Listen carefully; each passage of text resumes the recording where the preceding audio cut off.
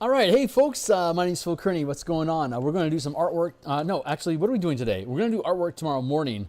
Right now, we're going to continue work on the Dungeons and Dragons revisions for the Bastion system, giving you a place for your characters to dwell. But more importantly, to the Bastion Campaign system uses your facilities and your base of operations as the hub of episodic adventures that can be that your characters can go on a weekly basis or monthly basis, however often you want to have a Bastion turn. That's the frequency of potential adventure hooks that are getting generated. So off to a clumsy start already. Fantastic. Let me go ahead and check my signal here real quick to see if we're live, and then we'll get to work here for a little bit. Mic check, 1, 2, 3. Yeah, that sounds really good. Okay, let me drop that down here so it doesn't get in the way. I'm going to do some quick posts here on the social medias just to do a shout out. And so if you're already familiar with the channel, you can skip ahead like a minute and I'll be done with my promo and boost and all that blardy-blar. If you're new to the channel or just happen to be caught here in space-time with me here and now, let me say that my name is Phil Kearney. Hey, I create role-playing games, I illustrate them, and I publish them online. And I've been creating content for Dungeons & Dragons 5th edition, publishing on the DMsGuild since about 2018. I've been running games as a dungeon master in D&D since 1987. And I've been a professional illustrator, freelancer since 1999. And 5th edition was the first edition that I ran across that I felt inspired to actually create homebrew content for. Prior to that, prior to all these editions, there was plenty of mechanical diversity and narrative depth in all editions of D&D until 5e. So that's the Magic the Gathering Ravnica campaign setting is what got me started.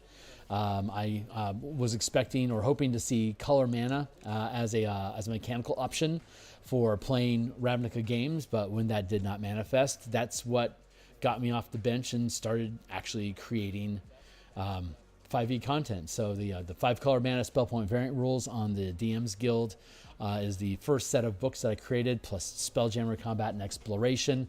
I was part of the Subclasses Revivified project. The Odyssey Anthology project led by Core Artificer, and a bunch of other stuff that you can see. So that's probably enough talking about myself. Let's talk about me. Like, subscribe, hit the bell icon for notifications of when we're live in the future. Bastion Campaign episode 23, you can catch all episodes here. And if you click here on this playtest document button, it'll take you to a Google Doc that is look, don't touch, read only. But this is the document that we've been using to develop the Bastion campaigns. So we're on episode 23 now. There's a lot going on. All my stuff is always free preview for just the look-sees. Here's a bunch of books. Spelljammer Combat and Exploration is still exploding. Point Warlocks just recently went gold. The 5 color mana spell point variant rule system in general is here. Color mana, here are the color mana spell point variant rules here. All these books have free previews from cover to cover. So I want you to be able to read these mechanics, and if you fall in love with the ideas that these options create for your campaigns, maybe you'll consider making a purchase, following my channel, join my Patreon, and jumping into my Discord. Love to have you. Thanks a lot for being here. So, Bastions, episode 23, what is up? We had spent time on the Bastion system that's in the DMG, Dungeon Master's Guide 2024, presents the idea of having a home base where your characters can go back to between adventures, and provides different facilities to create benefits and perks for your characters, investing their time and gold in creating these facilities. And so it's very... I've talked about this a lot in past episodes, social pillar of adventure where there's not much mechanics involved with creating or maintaining bastions. It basically gives you free stuff. So you put in a little bit of gold and a little bit of in-character time as downtime activity to create these facilities that then produce wealth, magic items, material components, stuff like that for you. So I wanted to dive in deeper with that. 5e doesn't have a very thorough crafting system for magic items or just mundane stuff in general. So the Bastion system seems like the ideal place to put those crafting rules into play. There's a big difference between being on the road with a rucksack with some gear in it that you can like tinker with and build out, like a magically enhanced bear trap, for instance, is something that we have in the Martial Powers campaign. Those are fun little gadgets that you can build that are small, manageable. You could do them in a tent or by a campfire without becoming unreasonable. But if you like want to like make a set of full plate armor, you need a facility like a smithy or an armor shop to be able to actually create that gear, because there's a lot going on with having a forge and melting down ingots into iron that you can then pound out into shape with an anvil and all the tools that you need. You actually need a place to do this, facility. So the Bastion system that's in the DMG provides some very rudimentary means of doing so. But again, this is an opportunity for us to dive deeper into the item design system. So we went about over the past episodes taking all of the equipment and magic items from the player's handbook and DMG, and basically breaking them down by price tag. Common, the magic item scaling 100 gold pieces for common, 400 gold for uncommon, etc. We scale all the items in the game according to that level of rarity. That level of rarity sets the standard for... wrong document. Let's go to here. Copy, paste, pop. Yeah. Let's see. The rank of your Bastion determines the scale of task that you can perform from 1 to 5. And so if we look at the crafting rules, item crafting. So the rank of your facility is the value per week, month, season, year that you can generate in your facility. So rank 1, you can do up to 100 gold, which is common, uncommon, rare, very rare, legendary items, and the duration of time that it takes to produce them. So let's see. This is our base model right now. We'll be playtesting this in the future. And we're looking at mass production. Like it only costs 5 gold pieces to make a sword. So you could scale up like 10 gold pieces, 10 gold pieces to make a sword. So like you can make 10 swords a week at rank 1, but you can make like 40 swords. You'd be able to scale up like 40 swords for thousands, 40 swords, 400 swords, 4,000 swords, 20,000 swords, as you scale up the size of your facility. So one of the rank of your facility. And so corresponding with that, what we're working on today is looking at ranks and size. So to craft something, you have to have more ranks in crafting to be able to build more powerful or complicated items. Like if you want to make like a hammerhead ship for Spelljammer, it's a 40,000 gold piece vessel. You would have to have a 4th rank facility to be able to generate that sort of stuff, which you can generally do without issue inside of one season. Like you can try to make them faster, but it's going to make the difficulty, it's going to be a higher difficulty to achieve those goals. You make ability checks to pass the DCs. We have up here in the general format of the Bastion system is difficulty. Let's see, where do we have difficulty? Work in progress. Here you go. Difficulties on a rank of 1 to 5. In the DMG, it has a suggestion for difficulties of tasks. Very easy is like average difficulty is a 10. Nearly impossible is a 30. There's 5 grades in between: 10, 15, 20, 25, 30. And so that kind of sets the scale of how quickly you can produce things, or well, like the difficulty is to accomplish different things. Like down in, like if you want to maintain a lifestyle for your characters and all of the hirelings in your facility, the higher the DC, the more difficult it is to maintain that lifestyle. If you're only able to roll like on average a 10 or a 15, like you have like a +5 maybe to your ability check or your Bastion die roll, then only a +5 check means it's impossible for you to get an aristocratic lifestyle.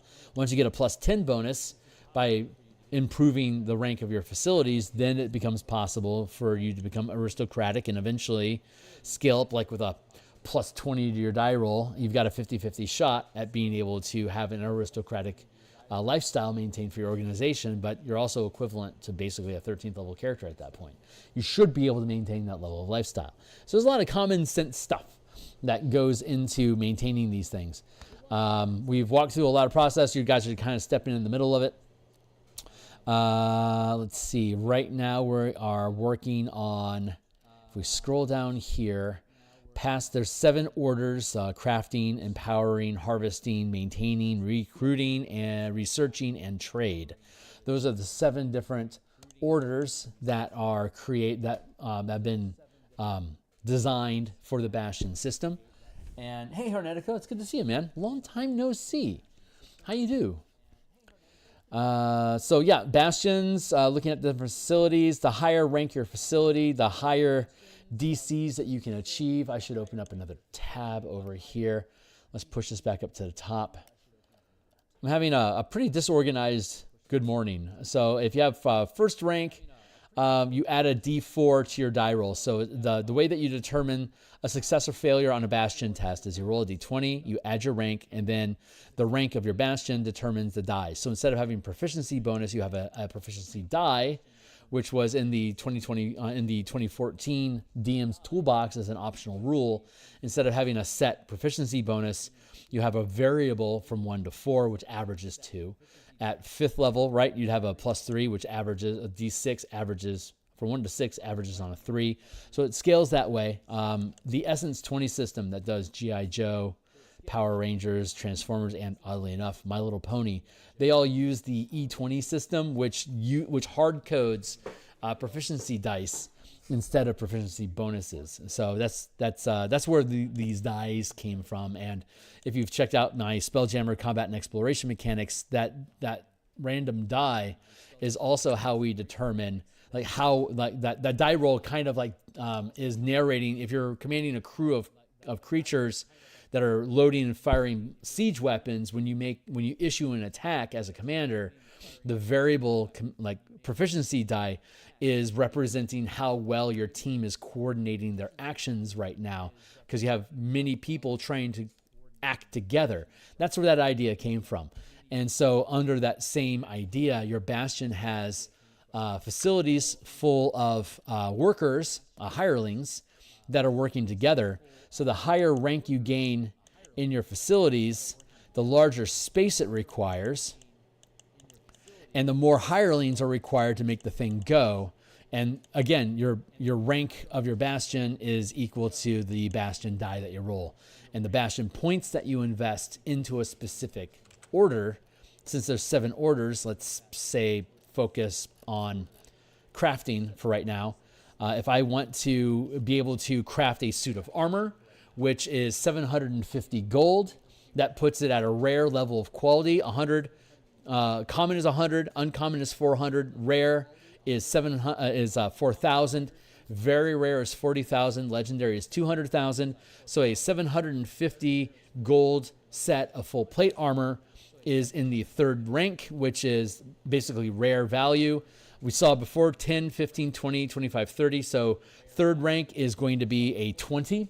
So I'd have to hit a DC 20 for my facility to be able to craft that suit of armor.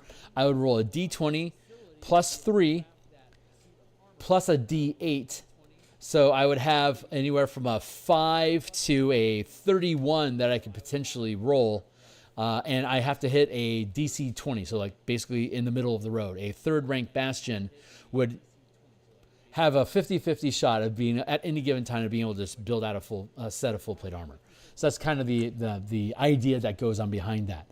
So as we add more Bastion points to increase the rank of a facility, it has to become a larger facility to accommodate more workers and more complicated machinery and tools to be able to, like a 1st rank cramped library might just be a bookshelf full of exotic and rare books that you can read from.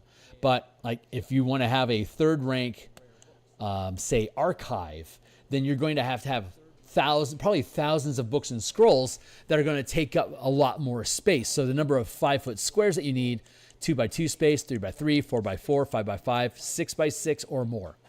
And that's how many people can effectively work inside of that space. And once you get up to that size, or that number of points invested in a particular type of order, that's the die roll that goes along with it. So hopefully that crash course makes sense. Hey, you've been all right? I'm making a lot of progress on my teaching. Good, man, good. I got a big one that'll probably take me a couple years. I can respect taking years, but you're actually putting together. Holy Hannah, that's awesome, Hornetico. Congrats. Man, yeah, don't worry about the years that it takes to build something. If it's, it might end up being created faster than you thought, but if it takes that time, your ability to produce things of that scale are going to just increase exponentially. So every time I take on a new challenge, I try to find something innovative and new that I have to attack with the book that is going to allow me to gain to gain more knowledge, to become better at creating in general. So, oh, man, I'm excited for you, dude. Keep on.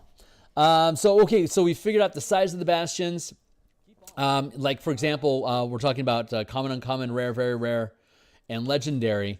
You could, and those things have, again, 10, 15, 20, 25, 30 DCs. You could attempt to, like, if you can, if you're the same rank as the task that you're trying to achieve, like that full plate of armor, for example, is a rare item, basically third rank.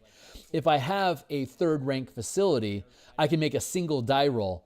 And if that die roll succeeds, then basically that sets for the entire, however long it takes to make that suit of armor. All I needed was that one die roll. Now all I have to do is add time.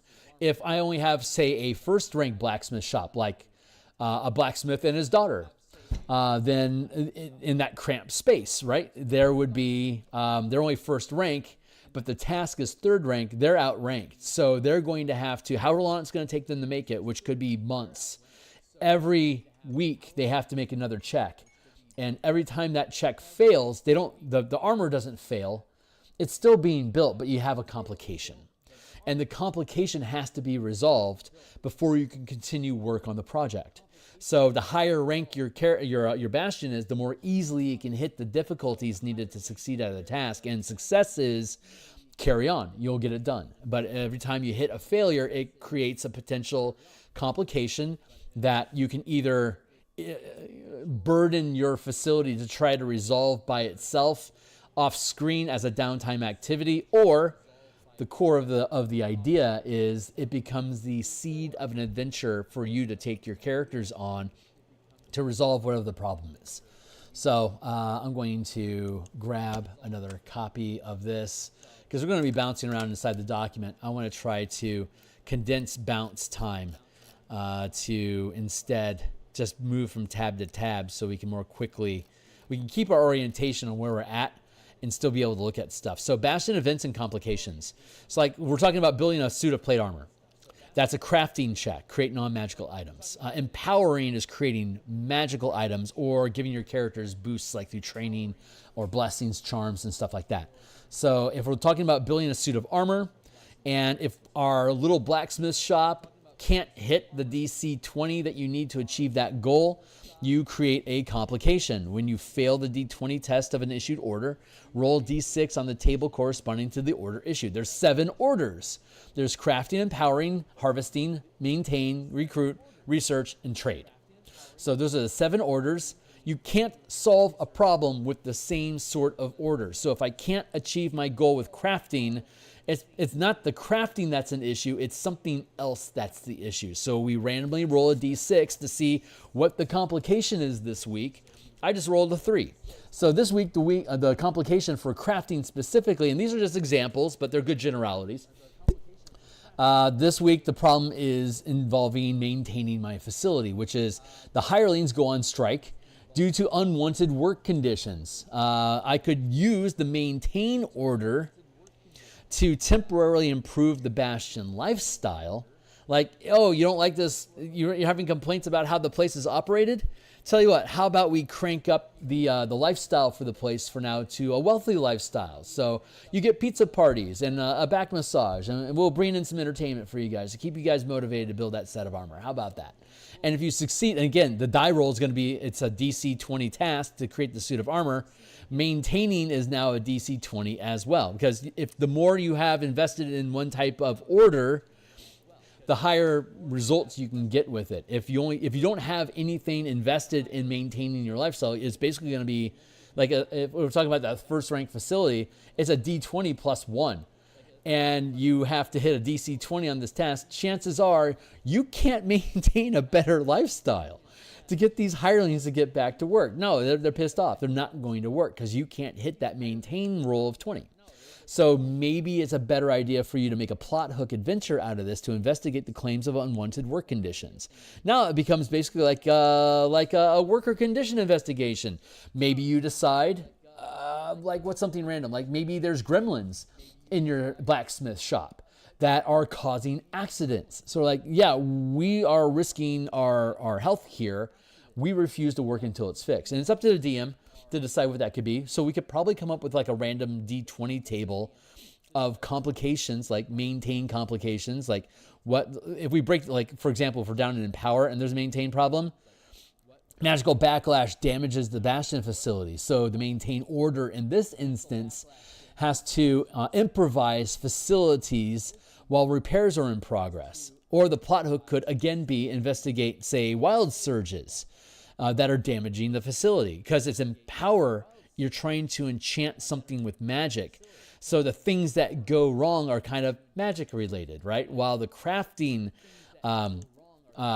tests that you're making, those are involving mundane stuff that's going on. So you're getting mundane problems. If you're trying to perform a recruiting task, then that type of a task is you're trying to find out information about things. So, that's recruiting. Yeah, you're trying to discover new information. So maybe the problems that you're having are involving finding out information. Like for the maintain task here, the hirelings discover a dark secret and they're afraid to research any further. So you could issue the maintain order to try to bribe them into additional, again, you see a theme here, right? And with maintaining, we're just trying to bribe them with a better lifestyle. It's like, keep working, we'll pay you better. That's often all you need. Like this could be a BS claim. Like they could claim that they discovered some sort of dark secret and they don't want to talk about it, but for them to proceed, they need to get paid better. So if you can hit the DC, and again, like if it's a medium difficulty task, then the DC is still 20. As long as you can hit the DC on the 20, then they'll go back to work and the die roll resolved. You don't have to worry about the expenses. The die roll itself took care of the expenses because like we were talking about up above, the lifestyle of your Bastion is resolved by a die roll. Going back down, and I'm rambling a bit, but that's just kind of how we do here. So like the primary function of the maintain task is to maintain a level of lifestyle for your Bastion. The higher rank lifestyle you maintain for your hirelings, the easier it is to recruit people. The higher level of lifestyle you have, the less problems you're going to have in your facilities. Holy Hannes, there's a Zod. What is up, my guy? Acquisitions Inc. could be out. Right. I like Acquisition Inc. That's a cool book. It took downtime activities a degree further and framed it around the idea of having hirelings performing these tasks for you. But they didn't have like it had the ability check, right? And the ability check is based on the NPCs that you have hired in Act Inc. Instead of relying on a specific individual that would have, a proficiency bonus and ability check bonuses, we scatter that out with the proficiency die to represent people potentially, like if I roll high on the Bastion die, then I'm going to add more to the proficiency check, just like a proficiency die. If my team is not working well together, and I have a shitty result on my Bastion die, and that causes me to fail my die roll, the DM can use that as a narrative tool. If I succeed my task and I have a high result on my Bastion die, my team is coordinating and working together as a well-oiled machine. If I fail the die roll because the Bastion roll is shit, then that means that none of my team is synergizing together. So you can use that, again, as a DM to frame the narrative around why did this die roll go wrong? And so if you fail a die roll, you can't proceed in that task until you resolve the complication. So, or you decide to make a mission, an adventure for your characters to go on to solve the problem. Like that dark secret that we were talking about in research. If the team finds, if your researchers discover some sort of dark secret related to this thing that you want to do, they're not gonna touch it unless you bribe them. But if you can't hit the, if you can't hit the level of pay that you want for them, it's delayed another week. And you only have so many orders you can issue your Bastion per week, and that order gets tied up permanently until that task is completed, or you abandon the task to replace it with a different order. So if it's going to take your blacksmith shop, a first-rank blacksmith shop, 2 months to finish that full plate armor, every week for like 8 weeks, they potentially fail that die roll, and they're only rolling a d20 plus 1 plus d4. So they basically have to roll a, if I roll just average numbers, like a 2 on my Bastion and I get a plus 1, I have to now roll a 17 on my d20 to hit that number. And if I fail it, I immediately create a complication that I have to resolve for them to be able to continue making the suit of armor. At some point, maybe you should just hire a higher ranking Bastion to build it for you, or maybe find one that's already built, or maybe you perform a quest so the king awards you a suit that's already been constructed and you don't have to worry about it, or he commissions a suit of armor from his 4th rank smithy armorer to build it quickly for you. I'll have it for you in a week. Stick around. Or by the time you finish your adventure, the armor will be ready for you to claim. Thank you for your work. And that's how you can frame adventures. Every week, as complications arise, your job is to, how many complications do we have? Which ones do we want to handle as a team? And of the ones that we didn't handle, those are going to get relegated to our Bastion to resolve. And if there are no complications, / every week that you that your facility or that your Bastion is active, you have Bastion events. Roll Bastion turn. Each Bastion turn, roll 1d20 and consult the result below.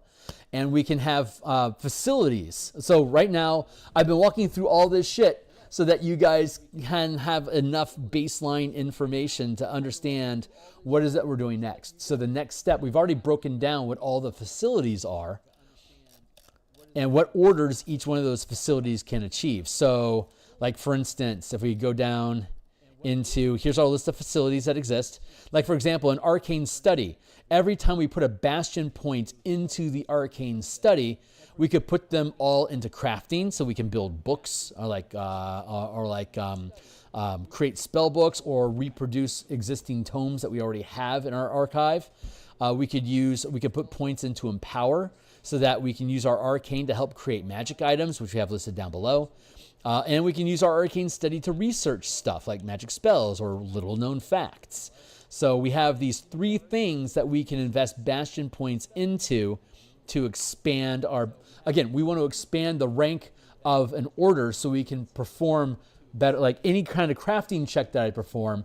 If I have 3 facilities that all are focused on crafting, then I can then my guild can operate as a D8. I can roll that D8 plus 3 plus my D20 to try to create things.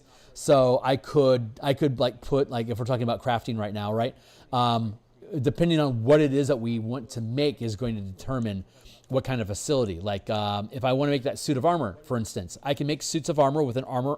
Let's go down and look at it real quick. This one.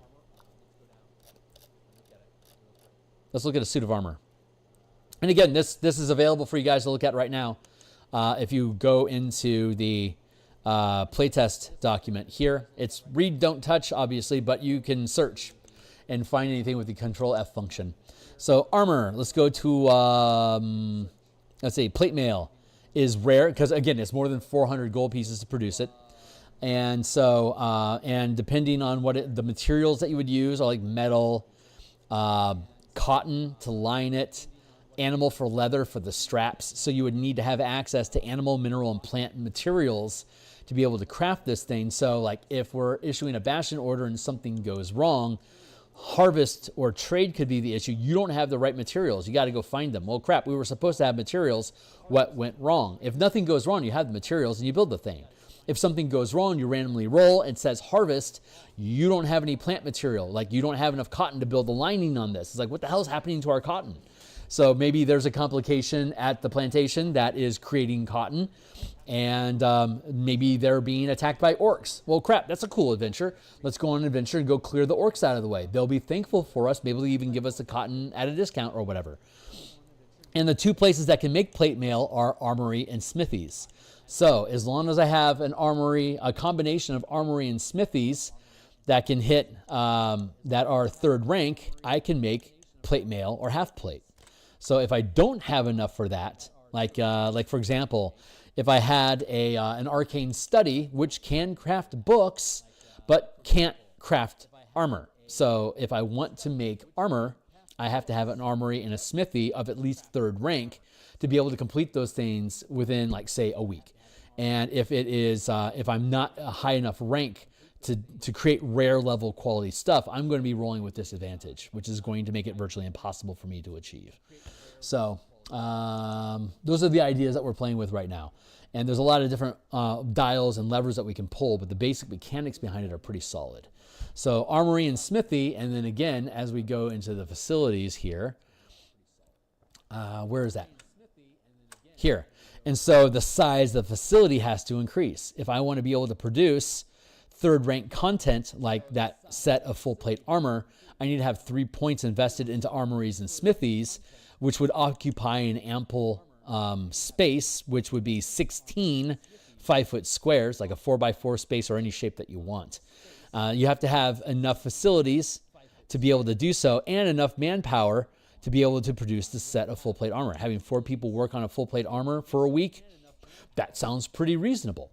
You'll have the D8 to the die roll. You'll get a +3 to your roll. The DC for rare is 10, 15, 20, 25, 30. DC 20. So I'd have a D8 +3 plus D20. On average, if that's an average roll of 4 plus 3, that's 7. All I have to roll on my D20, all I have to roll is a 13 for my Bastion to be able to properly create a set of full plate armor, say, in a week. And if I have a complication, again, we go back to our tables. What's the problem? You only have so many orders that you can issue at any given time. So if we go up and look at our Bastion, the number of orders that you can issue at any given time is 2, 3, 4, 5, and then 6. So our third rank Bastion, creating a set of full plate armor, has 4 orders. 1, make me a set of full plate armor. 2, maintain number 1 is always maintain a lifestyle for my Bastion to be able to keep everyone employed and fed and happy. Once we get that out of the way, then I have 3 orders left. Let's make that set of full plate armor. And that maybe takes a week for our third rank Bastion to produce. I have two more orders I could issue, but what happens if I have a complication?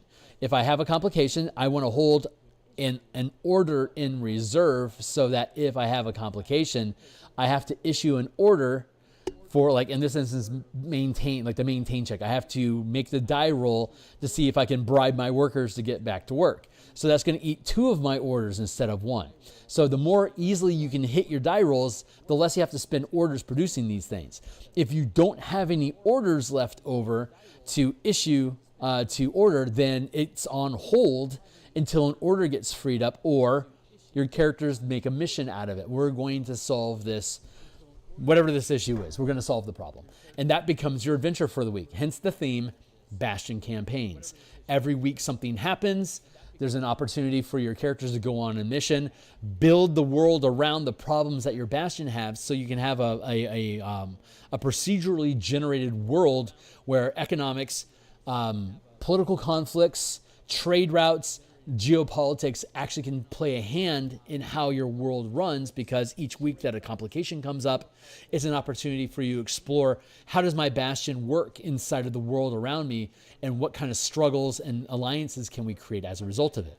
You can gain resources as treasure for rewards at 12th level. 30,000, gaining 30,000 gold pieces for an adventure seems kind of unreasonable. But at third rank, each resource that your Bastion can have is worth 10,000 gold.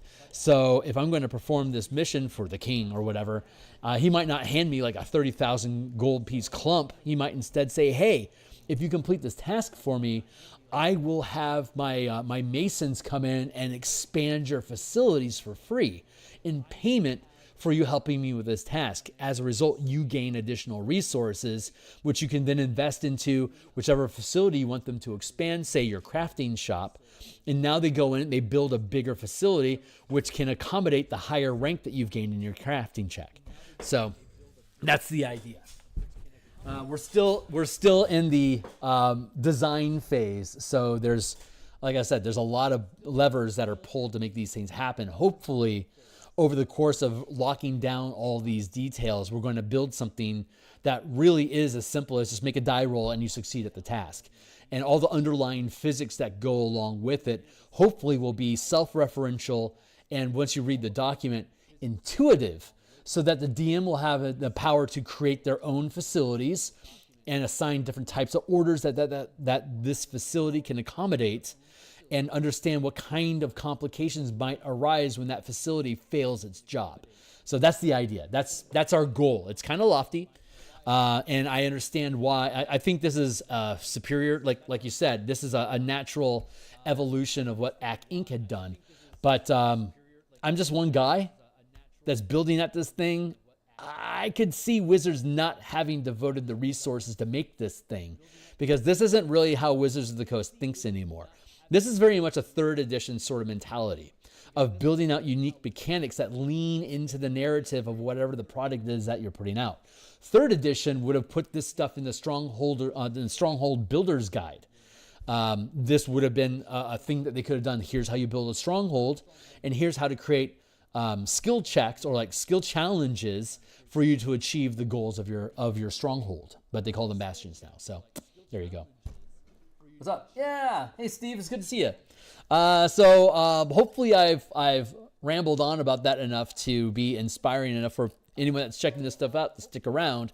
But again, these are all complications that generate adventures. But if we're looking at Bastion events, let's just look at a couple of these real quick, just to give you a sense of stuff. Like on a D20, if you each Bastion turn, which is typically a week, unless your DM decides to set it otherwise, but on a weekly basis, you can consult the results below. So if I roll a natural 1 on my D20 check, local government or hostile forces capture Bastion resources. So I've just lost a number of resources from my facility.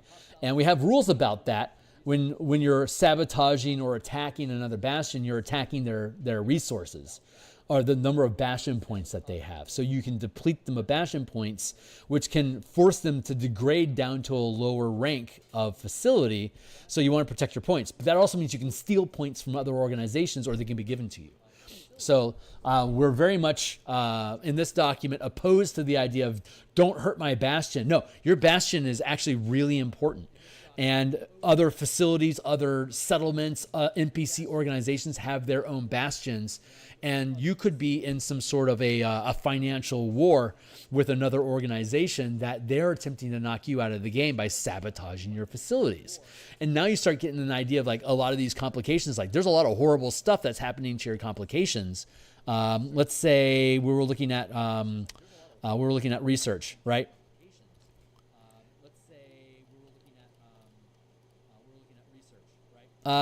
Research. If it's a crafting, if we roll a d6 and the complication is crafting, how about that? Facility is mysteriously damaged or sabotaged, preventing the information from being researched. A crafting order, if you just issue an order to fix it, if you succeed the crafting check, that clears the complication and you can continue research as planned. But instead, as a plot hook, you can try to discover who or how the facility was sabotaged or damaged. That might reveal, oh, there's a rival organization that's stealing books that like wants to steal the information that you have. And it just so happens that the book that you need to find the answers for this thing were in the books that were stolen, and they tried to burn the place down to hide the fact that it was stolen. And your plot hook is then to uncover what's going on here. That leads you to say, evil sages that are collecting dark knowledge for their god. And that could become a theme of a campaign for like another 2 or 3 adventures while you're messing around with this stuff. So again, it just adds narrative depth to your world by like, how are these different organizations interacting with each other? There you go. That's the idea. So, so where are we at right now? We are working on, so we have the orders, we have the base. We're going to have to end up building the base model for how crafting works. And that's on my list of tasks is refining and simplifying what each task does. And like basically Empower has everything, again, on a scale of 1 to 5, with a DC of 10 to 30 in increments of 5, determines the difficulty of the task that you're attempting to achieve. And that's a pretty simple frame, but that applies to training your characters to gain feats, skills, weapon masteries, proficiencies in different skills, tools, and proficiency, saving throws. Those are considered empowerments. In addition, you have magic item rarity, common, uncommon, rare, very rare, legendary is 1, 2, 3, 4, 5 as well. The time frame for achieving things could be messed around with. We'll play with that in the future when we get further into the pipeline. But this is basically all that Empower does.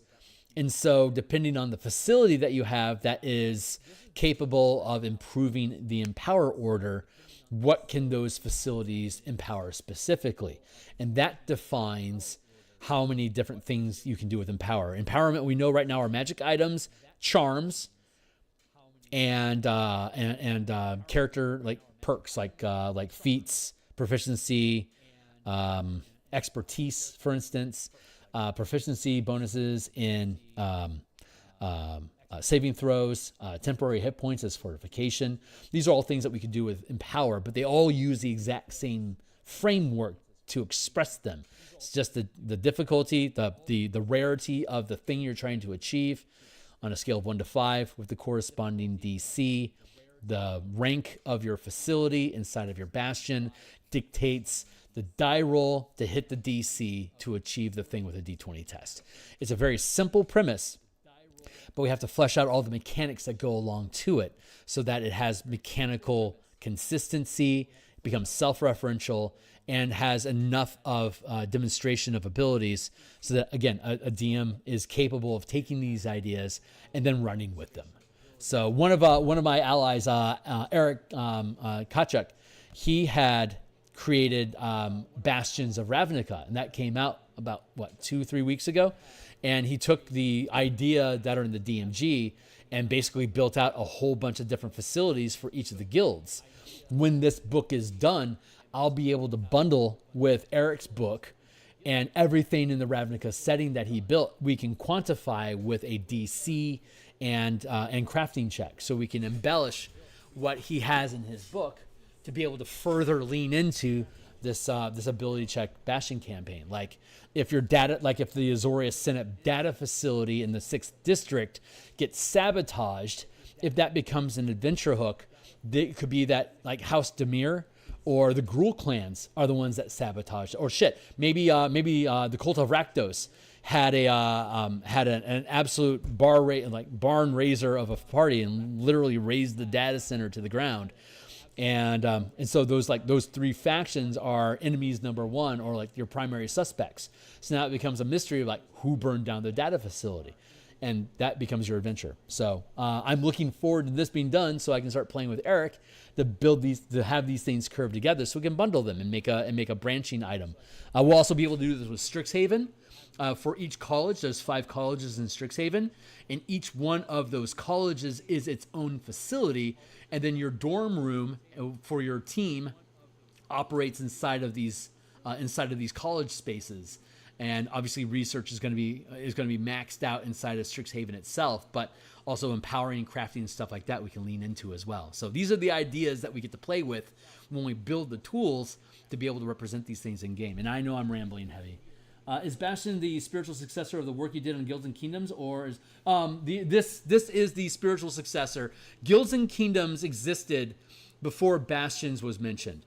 Now that Bastions is in the DMG, that becomes the natural framework for us to complete the Guilds and Kingdoms work.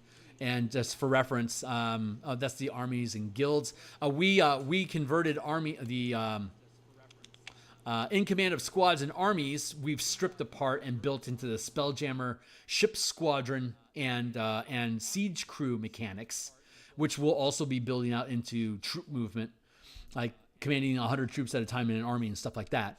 The Guilds and Kingdoms book, that was the Bastion section of this, and it was a very deep dive, heavily complicated, Rollmaster level of depth of mechanics that was overly complicated. So it's really cool. Like here's a grid of days per week invested in crafting potions based on the rank of your facility and the degree of the rarity of the magic item.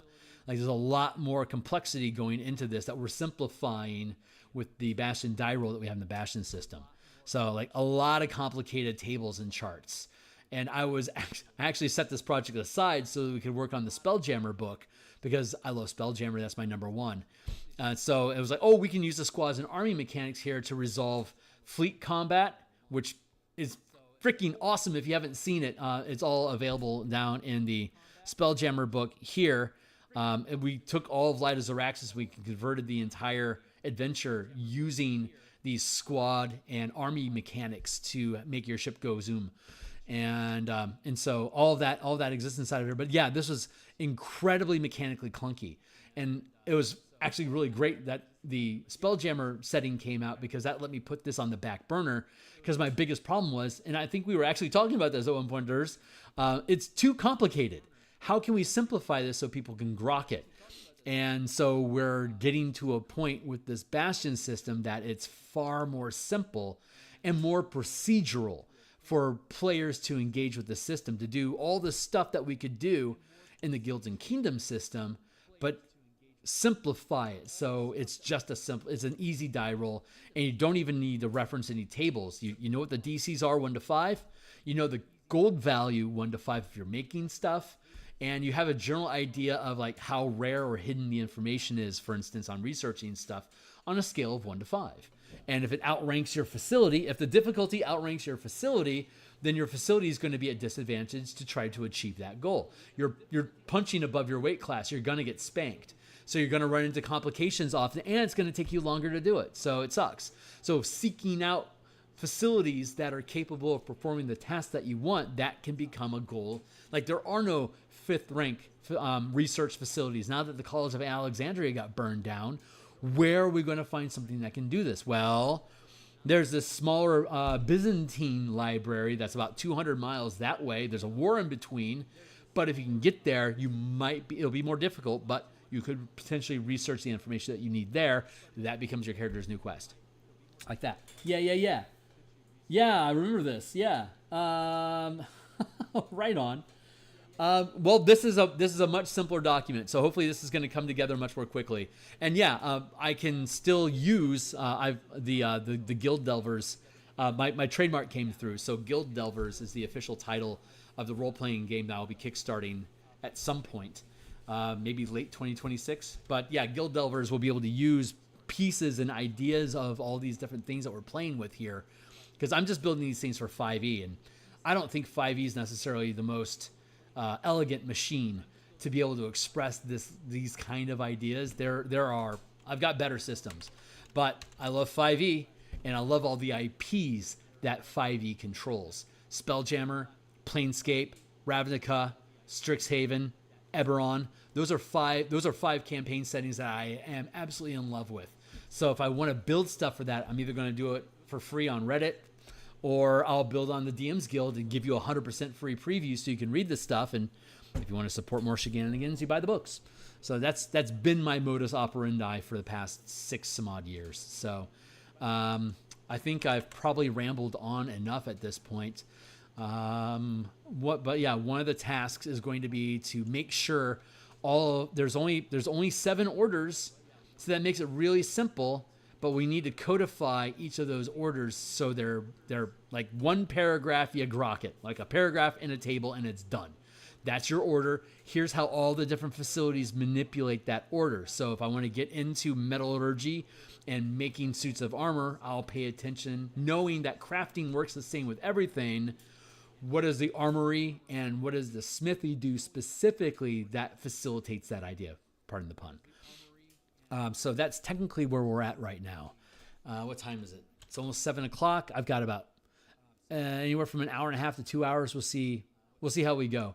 But that's where we're at right now. So we already know the more points. So Bastion points.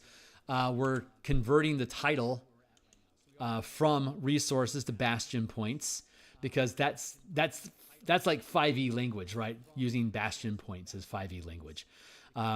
Doing something like investing resources into your facilities. That's the way that Phil would say things, not the way that Watsu would say things. And you can't copyright mechanics. So I can use Bastion points in facilities, and then when I build out guild delvers, I'll be able to invest resources into your stronghold, and or your into your guild. Sorry. Yes, you can invest resources in your guild in the Guild Delvers campaign, as opposed to spending Bastion points on facilities in the Wizards of the Coast 5e. Same idea, different wording, different calibration. Completely safe for me to do that. So if you can word the same thing like a dozen different ways, then you can publish a dozen different books that don't violate your code of conduct and on putting stuff on DMsGuild. So think about that stuff for yourself if you're building things in the future. And anyone that's interested in those ideas is welcome to join me on my Discord down below. Ask questions, sharpen knives, proceed to greatness. This is Bastion order.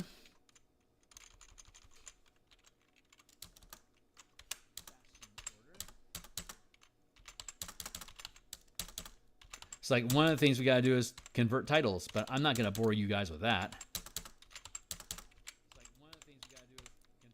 This is looking at specialists.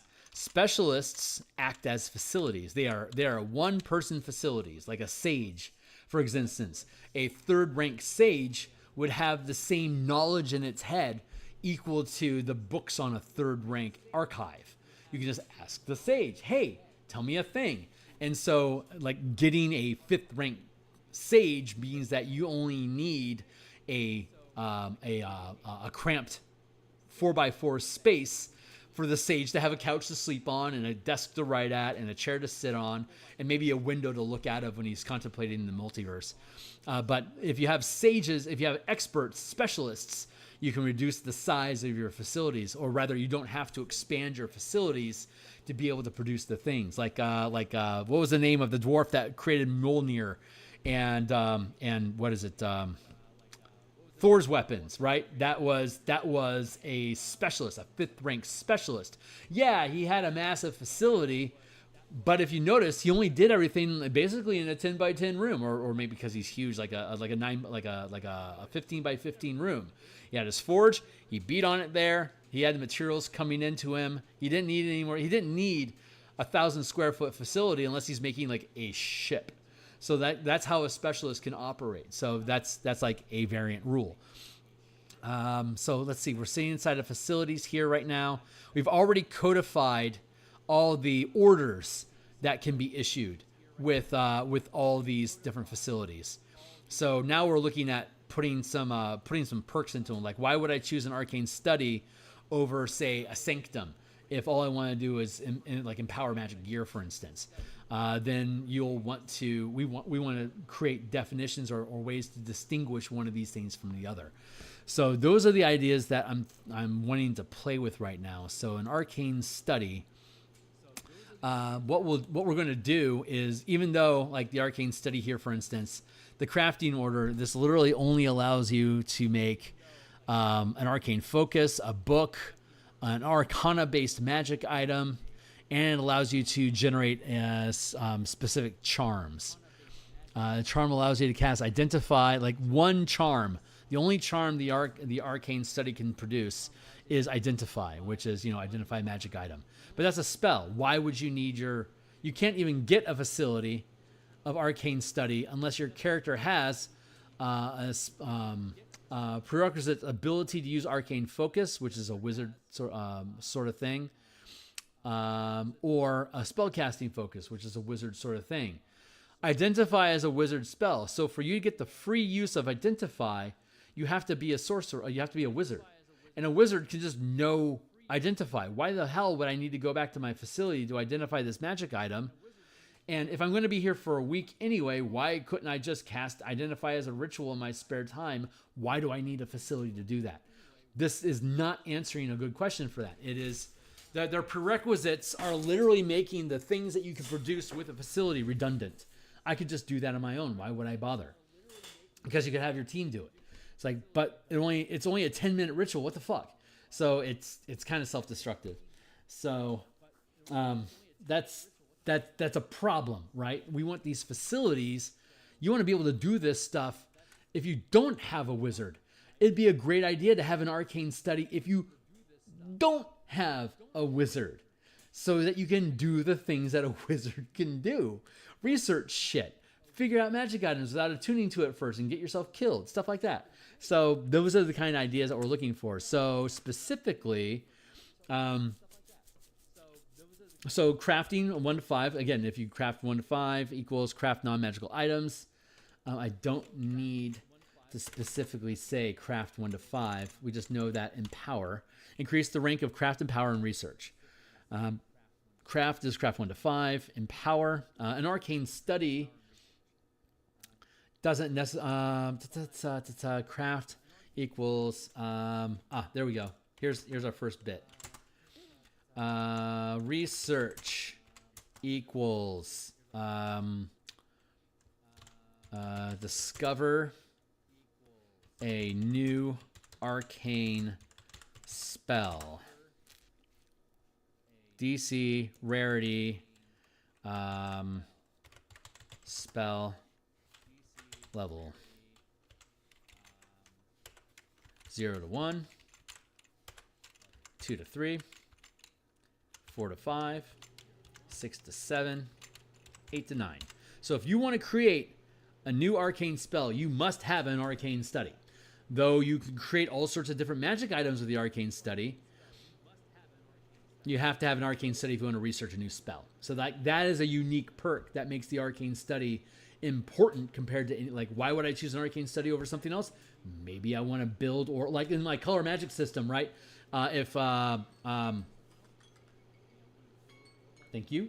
Like blur, for instance, is a blue-based spell.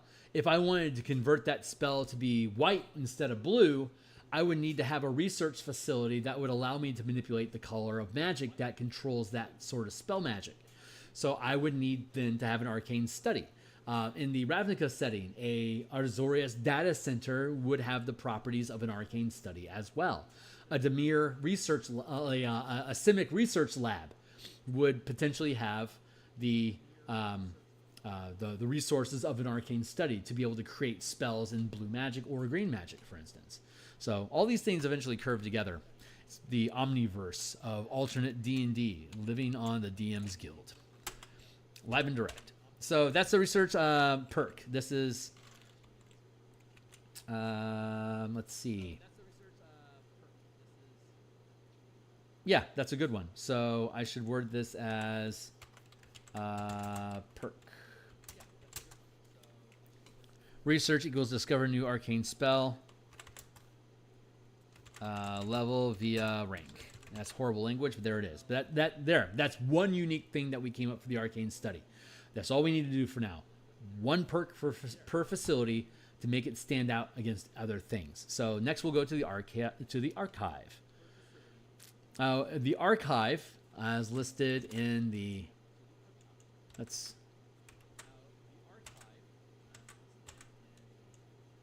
grab this.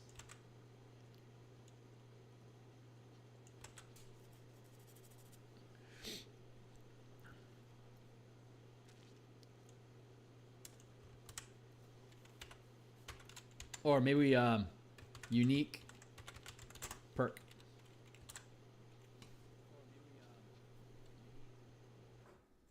Rarity counts for both non-magical and magical items. Here's all of the. Oh, that's a good point. Hold on. Let's pause and reflect, because one of the things that I said I wanted to do was look at magic items.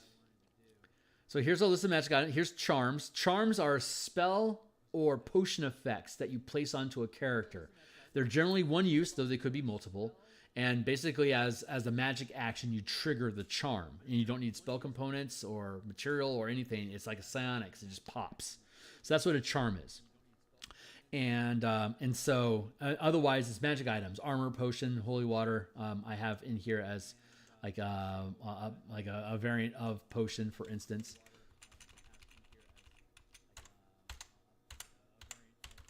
Like holy water, I would consider to be magical because it damages undead. So it straddles the line between magical and non-magical. But since it requires blessings, it seemed like making it a magic item would be appropriate, but it's cheap. It's like 25 gold per vial or something like that.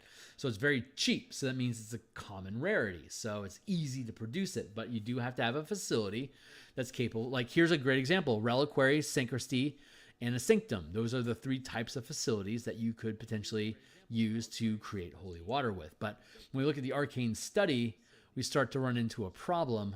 We also have armaments, arcana, implements, and relics. Arcane study here specifically is shouting that out. So based on that idea, empower magical, or empower arcana magic items. And so we have arcana. Empower magic items. Arcana. So these are all the things. Like arcana, I'm good with charms and I'm good with arcana. It's the rest of them that I'm starting to question. Like, should we?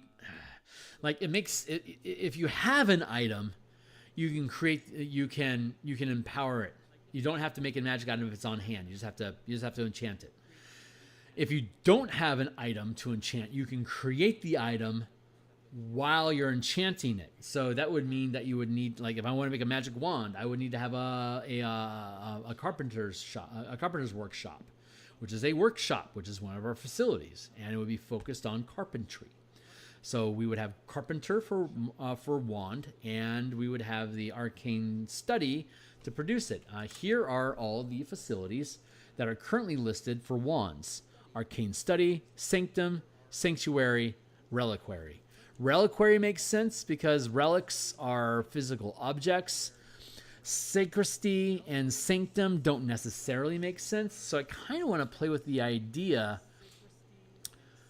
of how many of, like, I kind of want to look at, I'm fine with all of these, like poisons, like greenhouses, gardens, and laboratories have the material that you need to be able to create these different types of poisons. Like a very basic poison, all you gotta basically do is like a basic poison. Take a rattlesnake and squeeze its fangs into a cup, and then dip your arrow into that, and then shoot. You don't need a laboratory for that. It's just snake venom. Just put on your bow and fire it, and you screwed your opponent. But as you get into more and more complicated type of materials, you have to have more and more exotic, like a purple worm poison, for instance. You actually need a laboratory to, because you can't have a purple worm in your facility. It's too freaking big.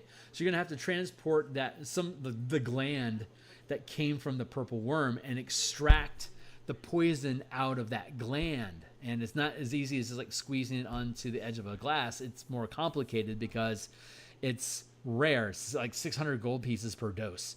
So that's a rare level of creation. So it has to require a rare level of facility, which is a laboratory. There you go.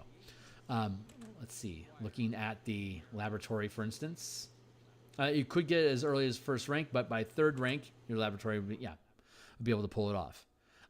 Garden is like first rank stuff. Greenhouses are like second rank stuff, and the laboratories are third and higher rank. But if you have a garden, greenhouse, and laboratory all together, that gives you 3 ranks in crafting poison in general. But you wouldn't be able to create the purple. You wouldn't be able to create the purple worm poison unless you had a laboratory. But if I have a greenhouse, a laboratory, and a garden, I've got diversity. So I only have to put 1 point in the garden, 1 point in the greenhouse, 1 point in the laboratory, or I could just put 3 points in the laboratory to be able to produce any of this stuff. But I don't need more than 3 ranks to produce this stuff. However, the DC is 20, and I only have a +3 + D8. So if I wanted to crank it all the way up to 5, I've got 2 spare points laying around, which I could then use to increase the size of my garden, or the size of my greenhouse, or the size of my laboratory, or pick 2. So I can mix and match them together as long as I can build the things. So having said that, going back to our magical facilities, under that idea, do I want to retain the level of this, like the arcane? Look at all the shit the arcane study can do. It's all over the place. Do I want to trim these things back? How many facilities do we have? 1, 2, 3, 4, 5, 6. How many facilities do we have? 1, 2, 3, 4, 5, 6. Like making a ring and empowering the ring are potentially different. Do I want to limit empowerment to these special type facilities? That makes me want to go check armaments. So let's open up a new tab. Yeah, let's open up a new tab. That's weird. There we go. Armaments.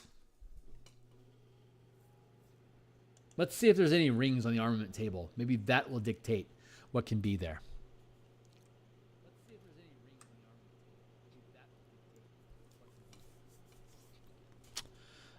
Shield, smoldering, sun,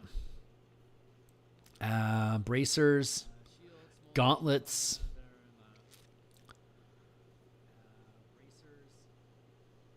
Potion of pugilism. Weird. Okay. Weapons, wraps, armor, belt, dagger, chain, armor, flame, giant, horn, iron stone, mace, potion, ring of protection, ring of the ram. Okay, so you can produce rings as an armament, and armaments are classified as both are the armory.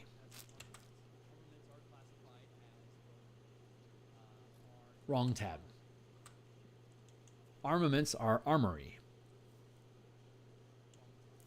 So that means, like, for example, I could safely drop smithy off of the list of enchantments. Like that.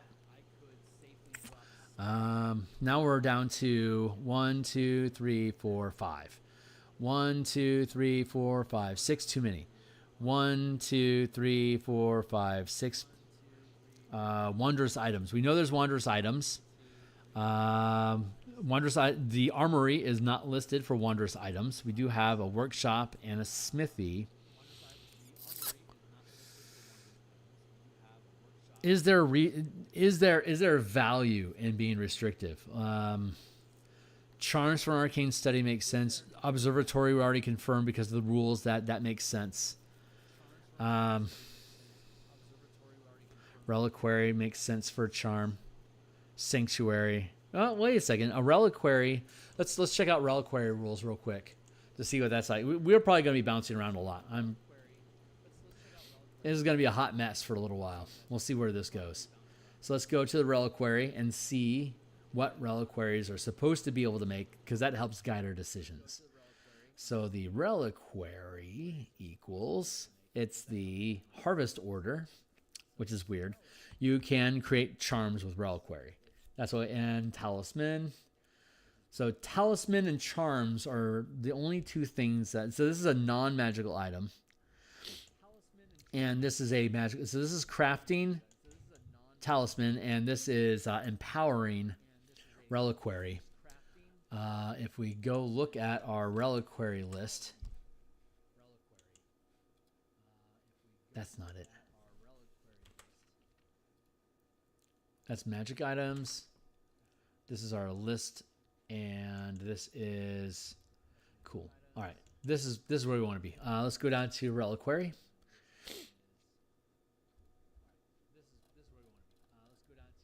Reliquary is like a morgue, like a crypt, on top of like a place where you hold items of religious value.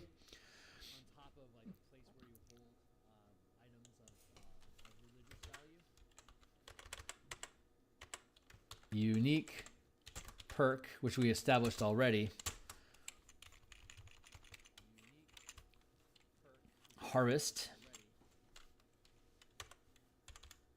2 equals create undead. See, because animate dead is a 3rd level spell, so you have to have a 2nd rank bastion to be able to produce.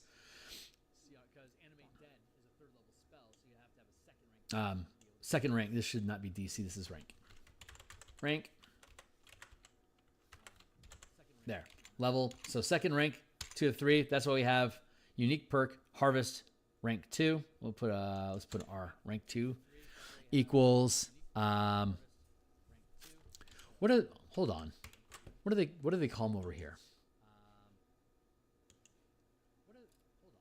I actually don't know. Table list of special facilities section along with the prerequisite order. Recruit, research, harvest, orders, level, special facilities. So they're calling them levels. We could probably call them levels here as well. We'll get to that though. But yeah, the unique perk that the reliquary has is you can recruit undead by raising them, and you use the harvest action to raise them. And while they're at your facility, they can't break free of control. They're always under control. So you can create an army of defenders in your facility with undead, or if you're using our sustain mechanic rules from the color mana spell point variant rules, you could permanently lock down mana and not regain it when you take a long rest. Instead of regaining your mana, you could leave 3-point bursts of your spell points locked to keep control of the skeletons, even if you sleep through your alarm, and they won't kill you in your sleep because you keep those points locked. The facilities here for the reliquary are the same. As long as your reliquary is as long as your zombies or your undead stay at your bastion where the reliquary is at, they will never break control. You must maintain a minimum lifestyle to retain your soldiers. That is no longer accurate. This is while your... There. No, wait. Unique perk. There you go. While the undead remain in your bastion, they cannot... They remain under command. A character can take the undead from the bastion following the normal rules of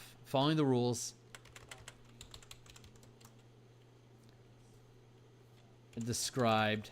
Following the rules of the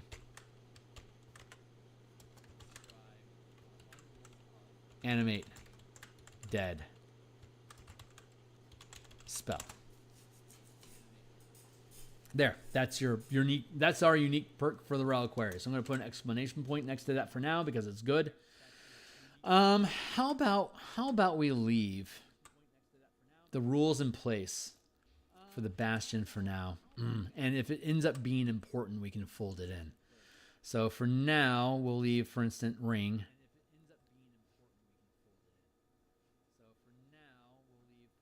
Smithy. 1, 2, 3, 4, 5, 6. 2, 3, 4, 5, 6. We'll leave these in place because I suspect we're going to end up being able to dump some of these or refine it a little bit more. But I guess there's technically nothing wrong with it. There's technically nothing wrong with it other than wanting to encourage people to have different facilities instead of just jamming 5 ranks or 5 points into workshop, for instance, and just have a massive workshop. Well, you can do things with that workshop, but there's things that you can't do with it. So let's go to, let's see, workshop. Armor, weapons.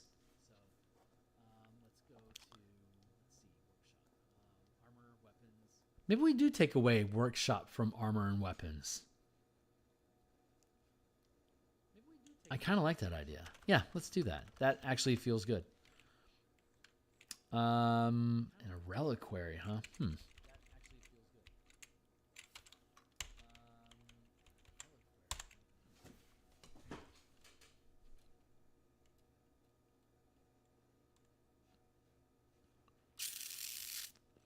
Now there's only one facility that can. Well, there's only one facility that can create torches, so that shouldn't technically be a problem. Yeah, let's do that. Let's restrict. Let's be strict.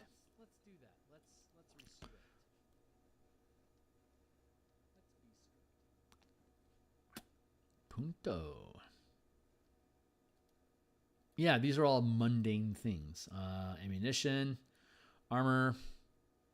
Yeah, we already have those restrictions in place. Okay, cool. I am now content with our decisions. Let's go down and yeah, siege equipment. I'm cool with armory and workshop.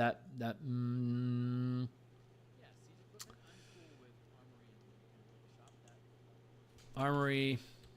Let's go with armory, smithy, and workshop for now to increase it because we might decide to restrict it down to a smithy. I don't know. Armory, smithy, workshop.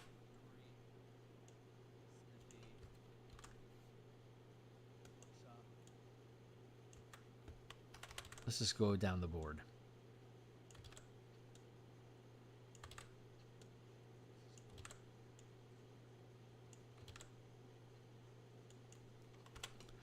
Yeah, I like the idea of needing an armory to be able to create arms and weapons. But a workshop being able to make armaments. Maybe that's... No, because only the armory can make armaments. Is that right?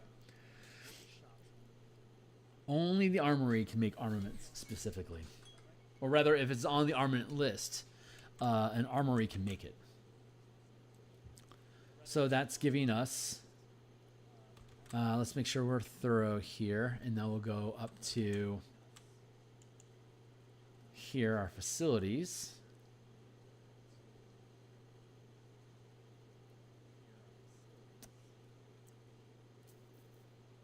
Yeah, that feels good. Armory. Let's go down to workshop.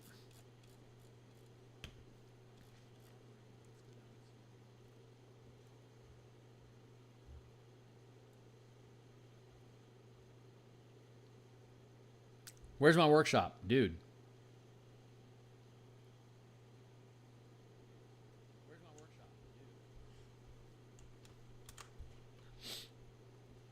Theater, training hall, war room.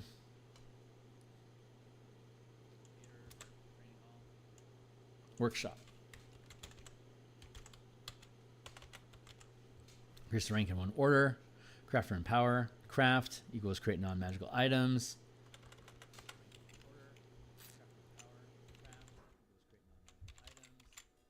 Create magical items.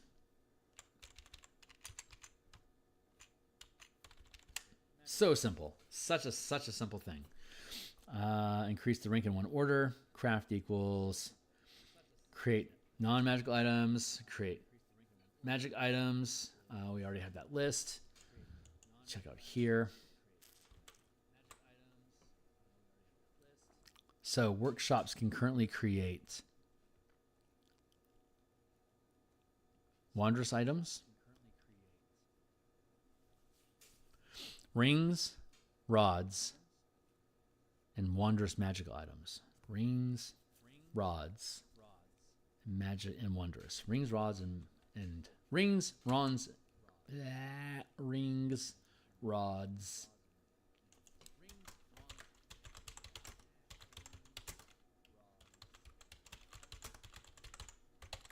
There we go. I like that. And then what would be...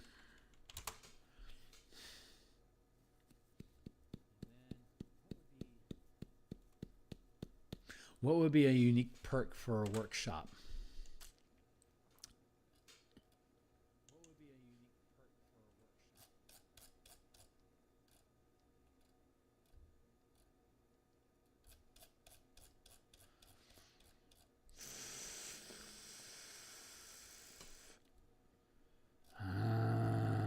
Workshop, huh?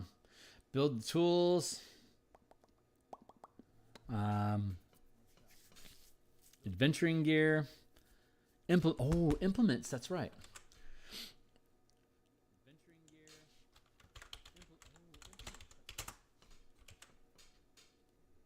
That's right.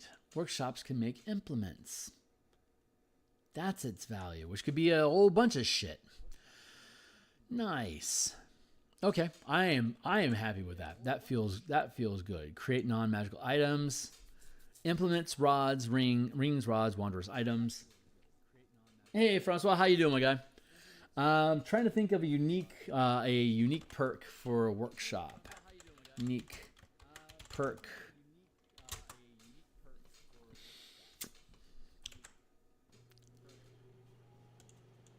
And let's see, create implements. Source of inspiration. After spending an entire short rest in your workshop, you gain heroic inspiration. You can't gain this benefit again until you finish a long rest. See, that's just silly. And you don't have to worry about enlarging the facility because your maintain die roll is setting the lifestyle for your facility after all the expenses are resolved. So it assumes that you're generating, unless you can't even maintain a poor lifestyle, like wretched or squalid, then you can't even maintain the facility. But assuming you can hit at least a poor lifestyle, it means you've covered all your expenses to keep the lights on. Now it's just a matter of how well your hirelings are living inside of it.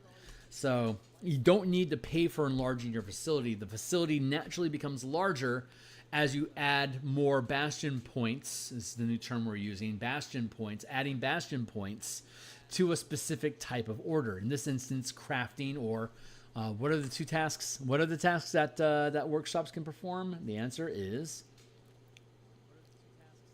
crafting and empowering. Those are the two orders that a workshop can do. So if you are expanding if you're increasing the order of empower in your facility, you could add a workshop. If you're expanding the ability to craft non-magical items, then you can put more points into your workshop. The more points you put into your workshop, the bigger the facility has to be. And we finally found different names. We had to reorder them a little bit, but we now have cramped, roomy, ample, spacious, and vast sizes of facilities. And again, these are all common areas, like common facilities, like crafting gets done in your crafting area.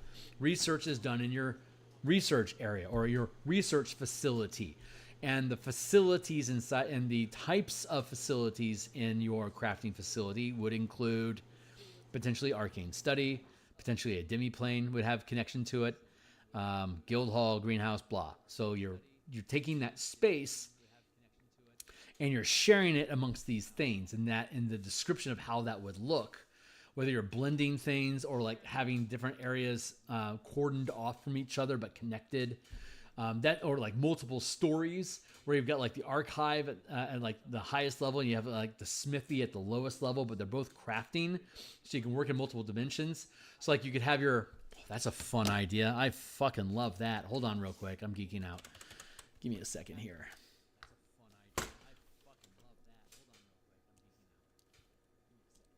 Okay, so if we're looking at, say,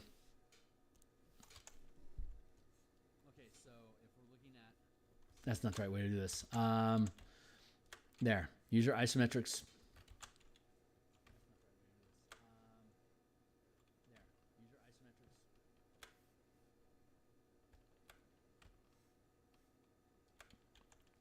Come on, Kearney, you're better than this.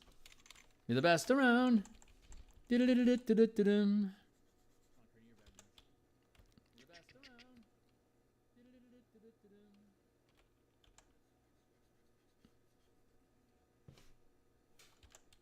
Beep. There.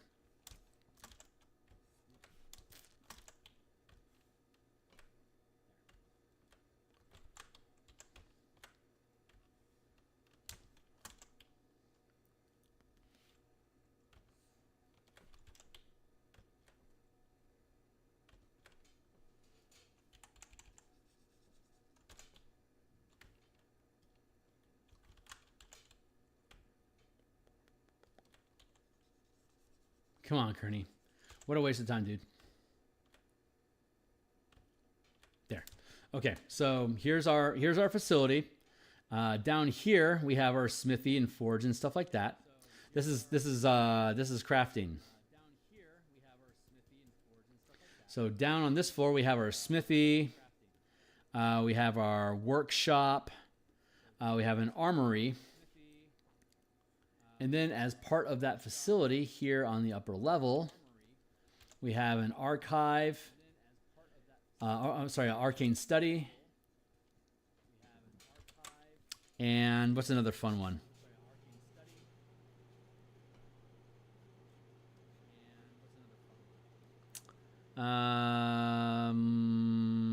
Sacristy, scriptorium. There we go. Arcane study and a scriptorum, right? So this way we have 1, 2, 3, 4, 5 ranks worth of crafting facility.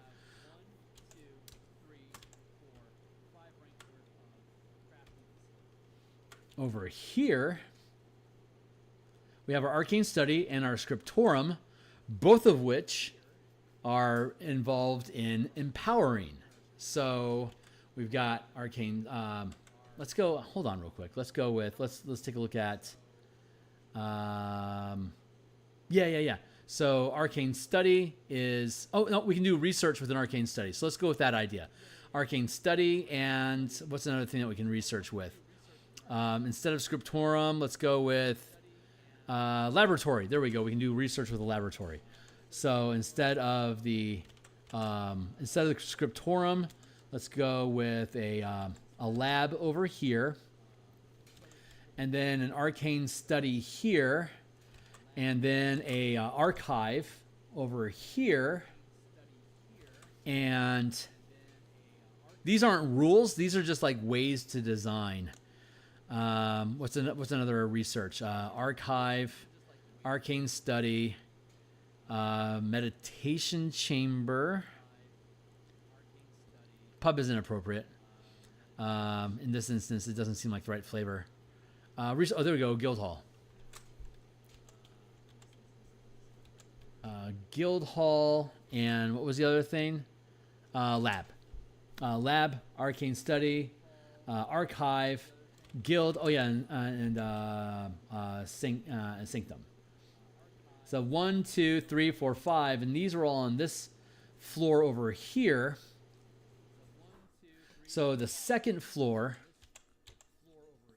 is devoted to research, and this vertical space here is devoted to crafting, and both the arcane study and the lab can perform both crafting and research. So it splays them by being on multiple stories.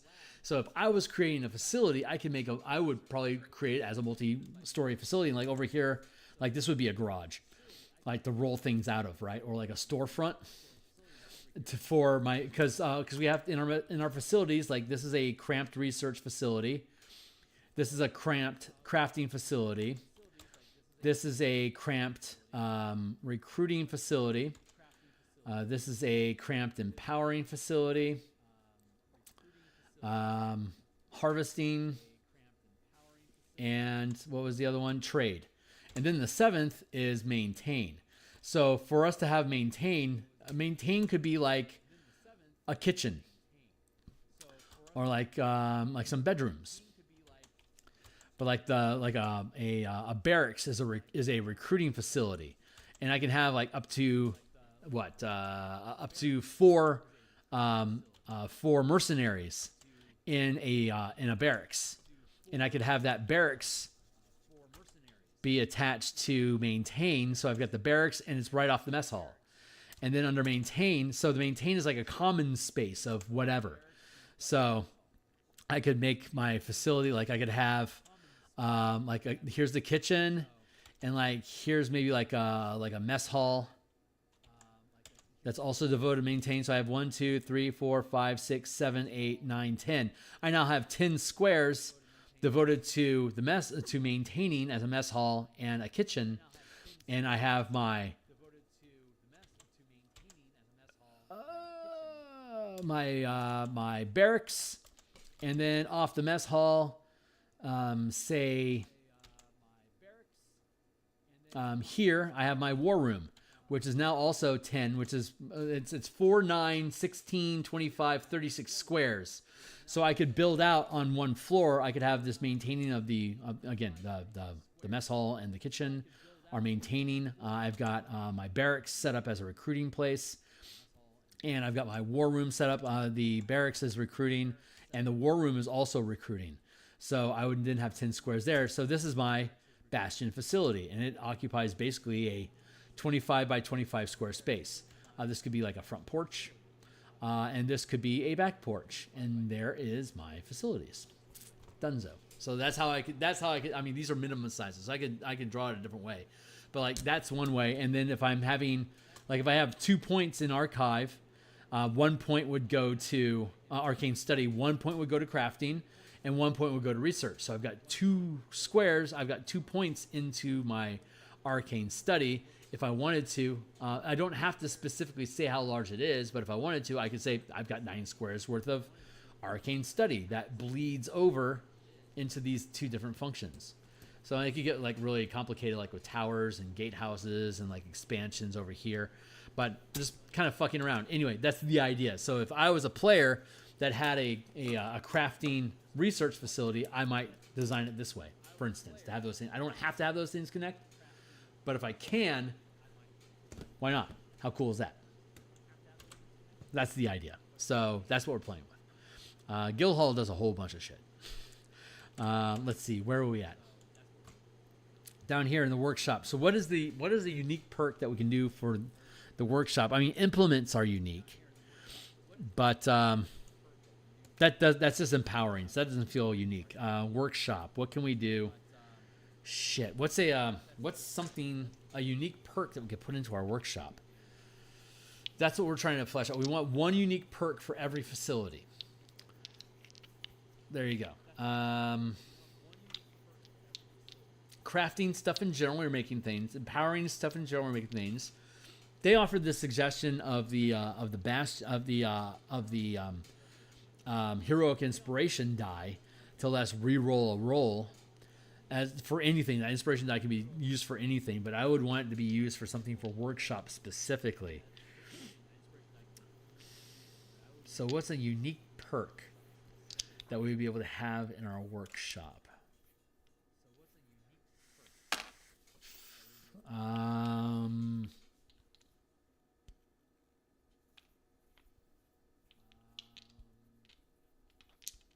Convertible, maybe this is where a good place of that common area where we would be able to swap it back and forth, or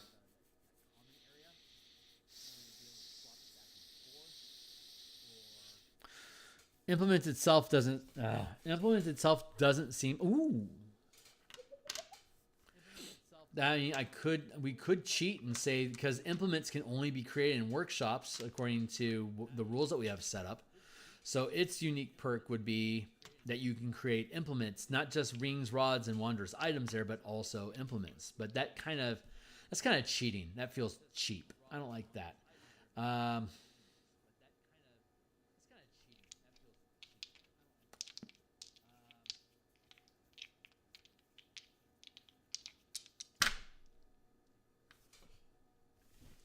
Hold on. Hold on.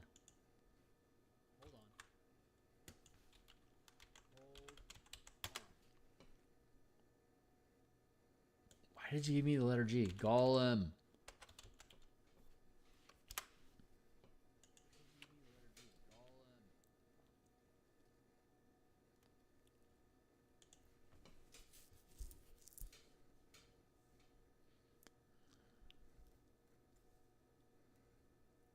Constructed nature. Golems don't require air, food, sleep. Blind obedience. An iron golem body is smelted with rare tinctures and mixtures, though other golems bear weaknesses inherent to their other materials or power to the elemental spirit bound within them. Iron golems were designed to be nearly invulnerable. The iron bodies imprison the spirits that drive them and are susceptible only to weapons imbued with magic or the strength of adamantine. What is the CR on this dude? CR 16. So you have to have a 5th rank facility to be able to create an iron golem. Maybe that's our perk. Create golems.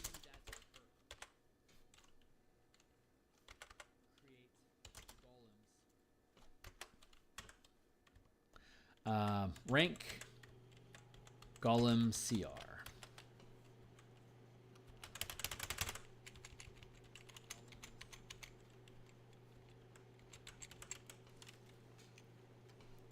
Up to 1, up to 5, up to 9, up to 13, 14 plus. And we can go steal the reliquary language.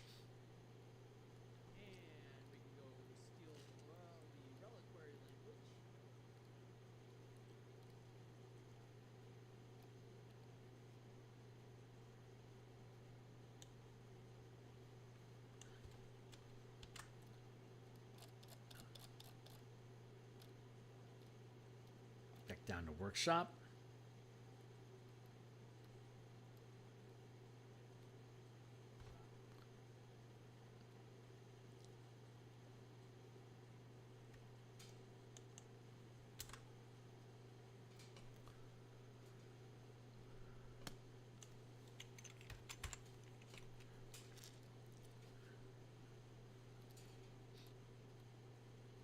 While the golem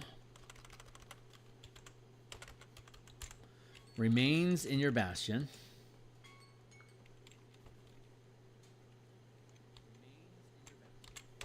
while a golem remains in your bastion, a golem remains under command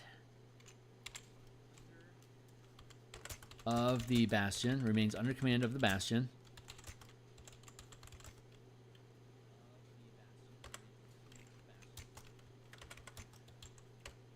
Remains under command while in the bastion.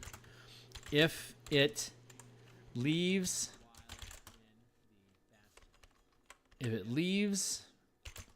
it breaks free and acts independently until it can be returned.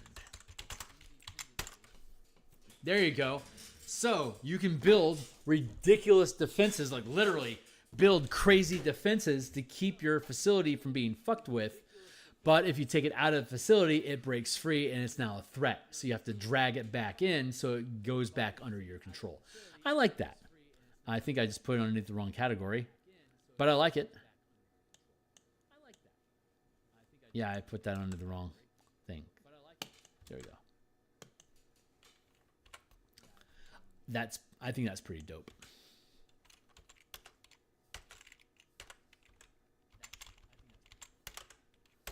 There. And then going back up to the reliquary. Fuck, it just got cold.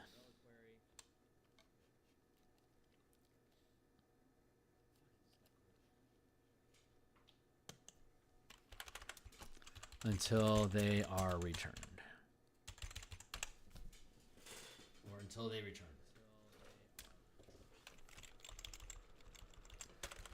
So you can create crazy buffs for your facility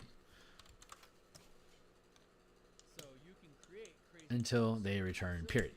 There we go. Nice.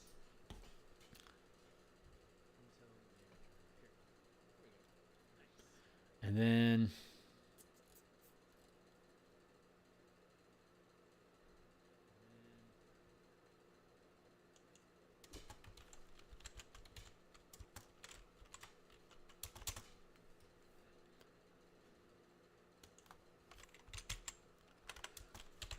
to serve and defend the Bastion.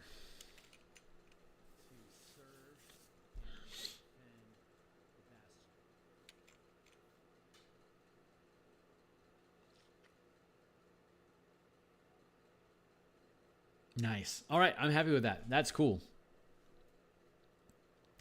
Legit happy with that. Let's all we gotta do is that like 1,000 times, 30 more times, and we're done. What time is it? It's 7:45. So we got a little bit more time. Let's see if we can figure some more of this stuff out. War room. Increase the rank. Increase rank in one order. Maintain a recruit. Recruit 1 to 5. Oh, we don't need to put recruit 1 to 5. We just know recruit equals. Recruit a warrior sidekick. Recruit a warrior sidekick that can command soldiers to act beyond the bastion without the character present or to aid. That is our, I guess that's our perk. Wait a second, hold on. Recruit a warrior sidekick that can command soldiers to act beyond the bastion without the characters present.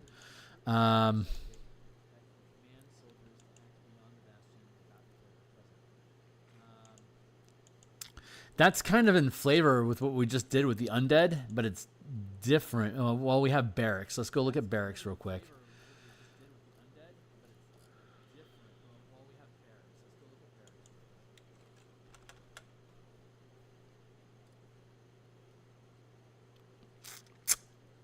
You recruit a fighting force of CR 1/2 soldiers loyal to the bastion to defend it. You must maintain a minimum lifestyle to retain your soldiers and have sufficient space to do so, as listed.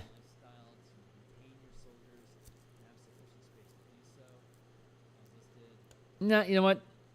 No, we don't necessarily need to do that. You don't have to guarantee a lifestyle. So we can get rid of that.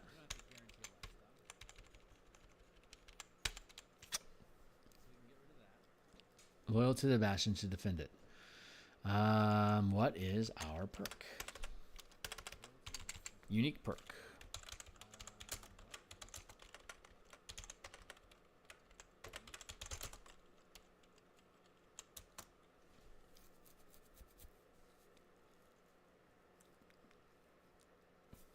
The war room lets us create generals.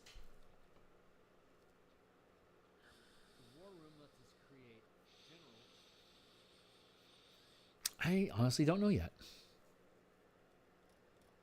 Let's instead of grinding to a halt, we can start building a list of things that are that I don't have a fast answer for. So we know the workshop is good. Building golems, that's cool. Because they could be flesh golems, they could be wood golems, they could be stone golems, they could be metal golems. There's all these different types of golems would require different type of materials that is corresponding and matching with the workshop. If we can think of more facilities, happy to have them. So we'll skip war room for now. Maybe there's something that's lower hanging fruit.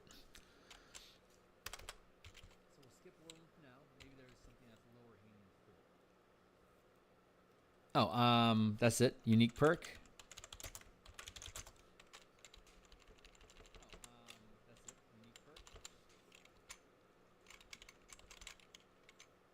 Rank to reroll maintain. Ooh.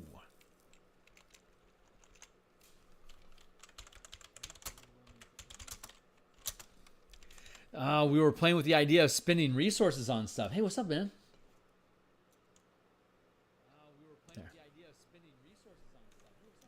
No kidding. Well, I'm glad we thought of it while you were around. Cheers. And it's a very simple CR scale. And as long as you can pass the crafting check, like a first rank facility is not going to be able to create an iron golem because that's a fifth rank CR 16. You can't roll a 30. At best, you could roll a 25. So something up to 13th, which is still pretty powerful, but chances are you're going to fail. Oh my God. Can you imagine failing that and just creating a golem, like a partially built golem of a lower CR that just starts rampaging through your facility? That sounds like a fun adventure. That's right. We were playing with unique perks that could be free versus cost resources. So that is interesting. Currently, we're looking at just something that the facility could do that no one else could do, but it was still built into the scale. That's what we have with the workshop. That's what we have with the Bastion, the barracks. That's what we have with the reliquary for the undead.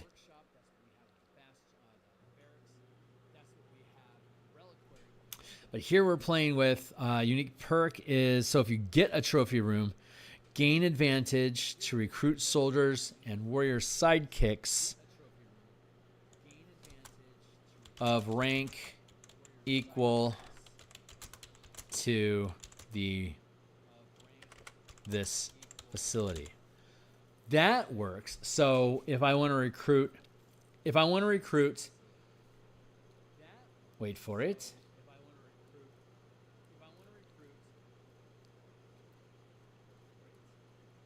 Barracks. Now we're starting to create combos. Oh, I love this. Barracks. So if I want to recruit 40 soldiers, I would have my normal roll. There you go. If I want to roll with advantage to recruit them, then I would have to have the trophy room would have to be second rank. If I have one rank in trophy, then I would have advantage to recruit up to 10 soldiers. But if I already have 10 soldiers, I want to recruit up to 40 to get advantage on that die roll. I have to have a second rank trophy room. Third rank, fourth rank trophy room, fifth rank trophy room. So these are self-reinforcing mechanics. Why would I want to have more points placed in workshop versus armory versus smithy? Maybe because you want to build kick-ass golems. So the bulk of the workshop and the armory and the smithy work together in crafting in general. But for the unique perk, I have to have a rank in that facility specifically. That means that we don't have to worry about like if I want to make like plate mail armor, then I could have 3 ranks in crafting of the facilities that can make them, which is armory or smithy. So as long as I have at least 3 ranks between armory and smithy, I can make that armor. Nom, nom, nom, nom, nom. Yeah, that makes sense. Because like an arcane study shouldn't contribute to creating a suit of plate mail. So that makes sense. So it probably means I do want to have at least 2 facilities that can create any specific item. Maybe. I'll play with that idea. I don't think I'm opposed to having single facility for specific items. I think I'm okay with that. Like the full plate of armor, for instance, needs to have an armory. But we could expand that to be an armory or a smithy if we wanted to. See, we got a lot of levers we're pulling here. Let's go back. Let's go back real quick and look at.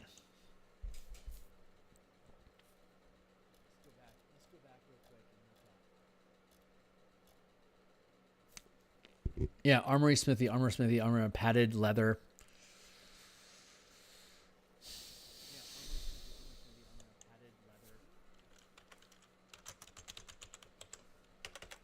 Let's do that.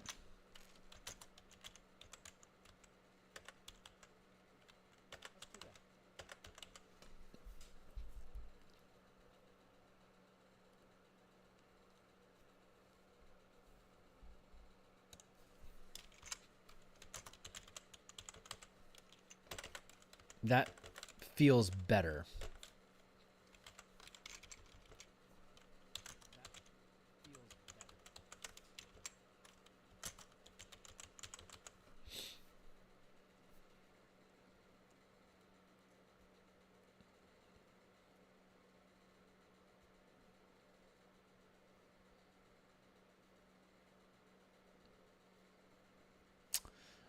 Carpenter's tools, huh? Let's see.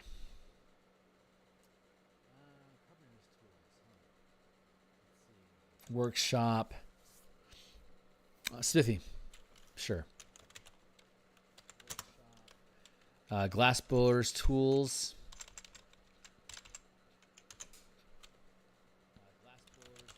Sure, why not? Smithy. We'll cheat it in for now until we find something better. Jeweler's tools, Smithy. That makes sense.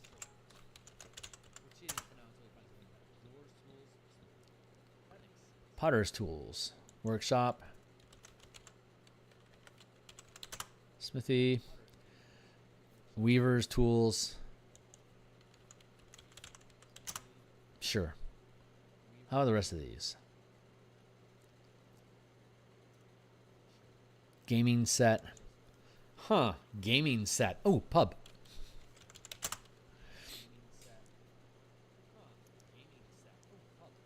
Navigator's tools. Yeah.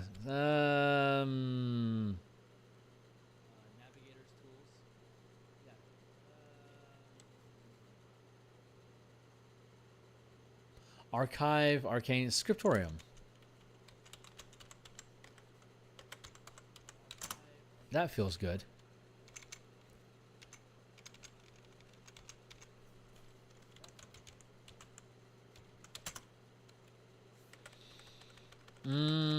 Smithy. Because like little metal sticks and stuff. Yeah. Oops. Hey, thanks. I've got IO issues. Where was that? Glass blowers.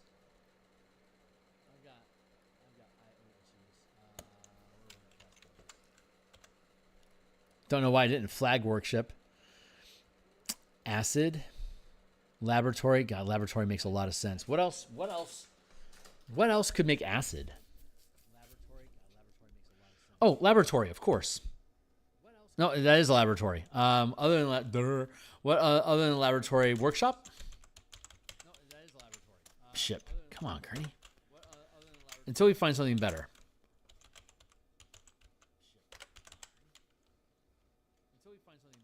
Arcane focus. Arcane study. Reliquary. Backpack. Workshop. Fuck, what else makes a backpack?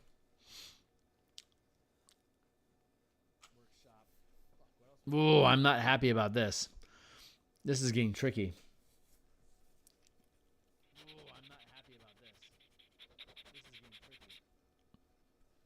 Case of bolts, case of scrolls, scriptorum. Case of bolts, armory.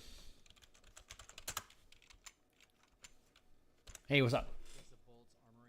Smithy, not workshop for. Ooh. Good point. Cool. Hold on. Bless you. Bless you. Bless you. For Alchemist Fire. Smithy?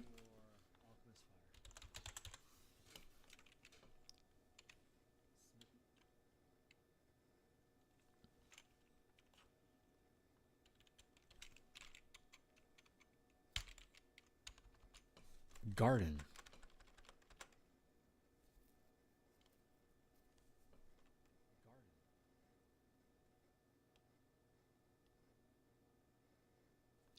Is there a plant of some sort that has acid?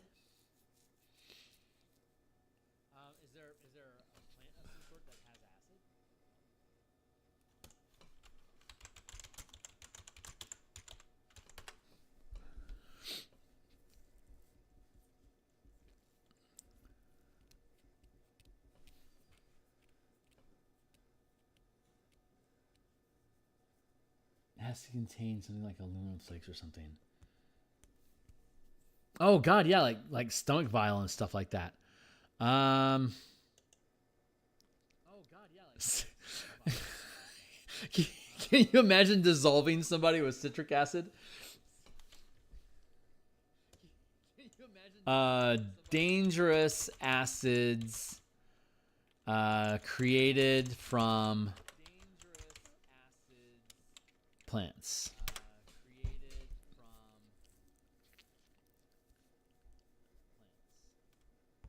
Hydrogen cyanide? No shit. From apricots, bitter almonds, cassava. Fascinating.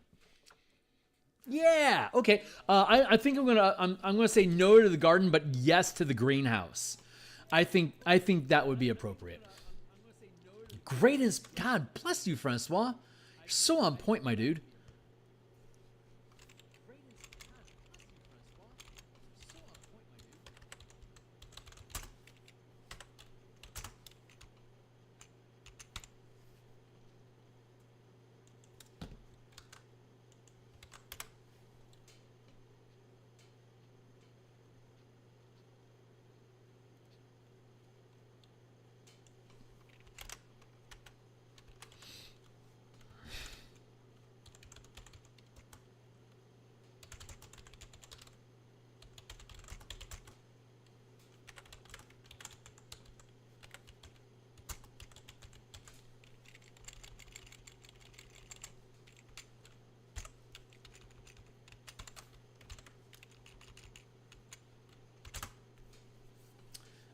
Where'd Steve go?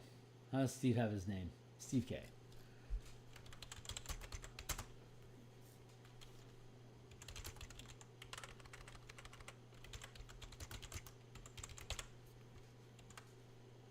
Truly, thank you. I will include you in credits in the book for assistance. And anyone that's listed in the credits gets a free copy of the book. So once it publishes, I will kick you a copy when you give me your email.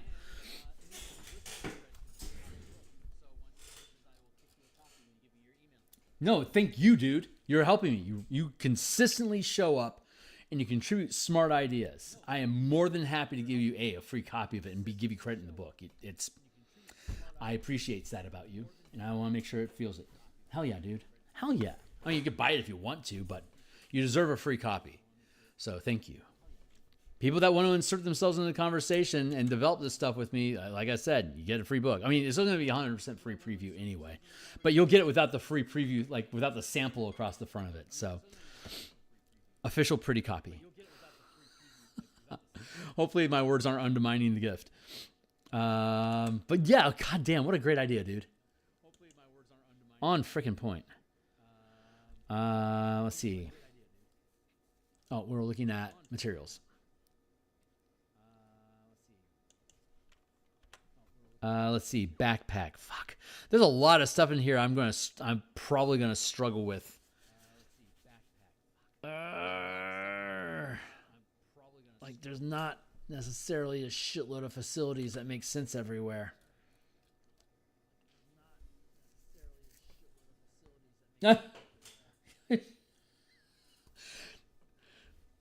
I'll give you the free copy. If you want to circle around and buy it, that's up to you. That's up to you. If you were the only sale I was going to get, then this is a doomed project. So don't worry about it. Let's see. What is something else? Guild Hall, is that a BS cheat in that we could go with? Oh fuck, Menagerie. We could potentially use Menagerie for poison as well if we had the exotic animals in it. So I think, yeah, we'll hold off on that.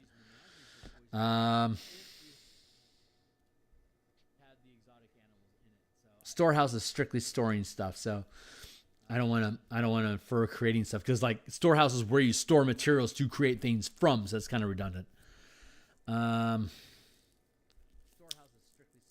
Workshop. Meditation. Maybe Guild Hall. Maybe Guild Hall is the right answer. For all that, just random stuff.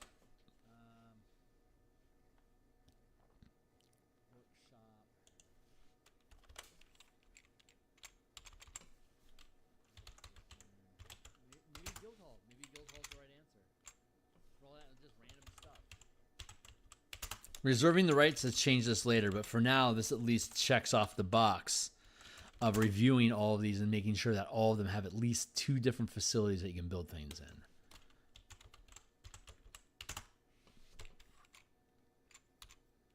Reserving the right to change this later, but for now, this at least checks off the box of reviewing all of these and making sure that all of them have at least 2 different facilities.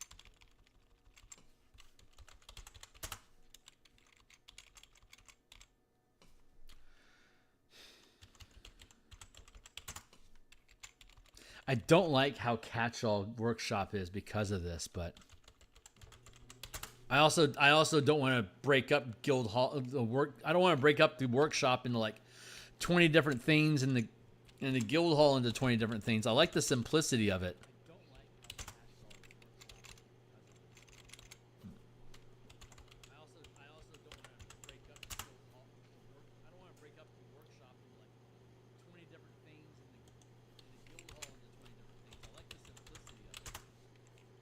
Climber's kit. Oop. Smithy. When nothing else fits, we'll go with a guild hall. And we'll expand the purpose of the guild hall. When nothing else fits, we'll go with a guild hall. And we'll expand. These are all the things that guild hall can already improve. And we have specialist. A specialist rank cannot exceed. Increase the rank in one order. Recruit equals you recruit a specialist skilled in the operations of a single facility that is already in your bastion. You can invest up to 5 resources into each specialist, choosing which order each resource improves, matching the orders that are increased by the guild hall. By the guild hall, yeah. Specialist's rank cannot exceed the rank of the bastion. Each resource invested in a specialist increases the max rank order that can be issued to the facility assigned to the specialist without increasing the size or number of hirelings working there. You can recruit multiple specialists, but only the highest rank affects bastion checks.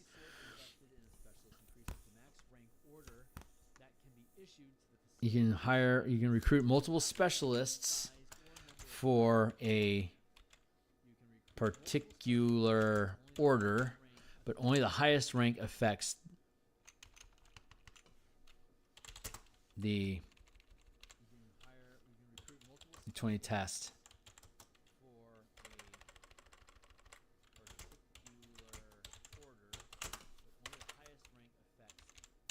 I'm still learning how to incorporate the language, but I really like the language of D20 test. Like, that's a great term. To recruit a specialist, make a recruit check.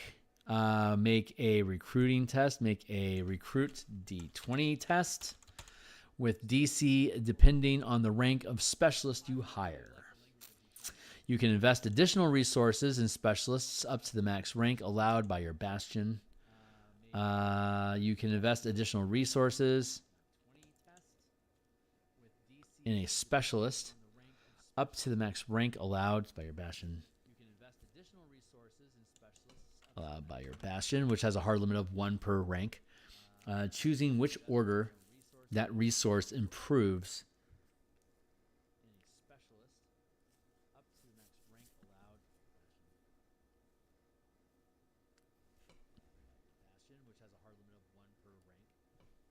I think that's redundant. I think that's a redundant statement. You can invest additional resources in a specialist.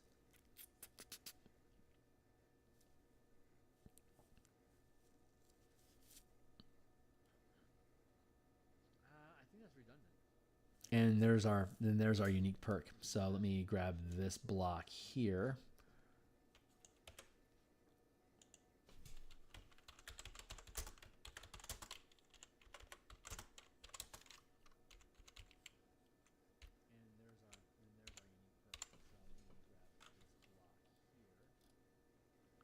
Your guild can complete orders more quickly than common hirelings can do so. Yeah, there we go.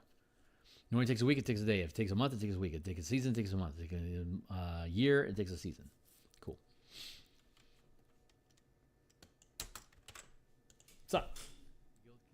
Shouldn't be use highest rank of specialist for type of order given. In case you have a rank 4 smith and a rank 3 arcane study, you would use rank 3 for the study order. You are correct. Use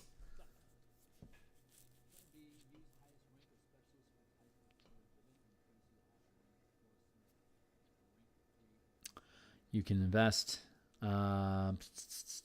Each resource invested in a specialist increases the max rank order that can be issued to the facility.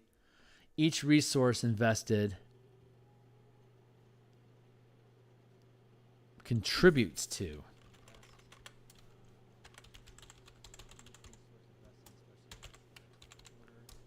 the max rank order that can be issued to the facility assigned to the specialist without increasing the size of the number of hirelings working there.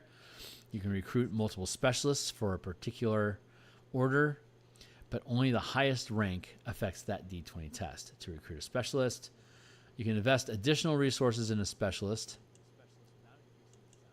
choosing which order.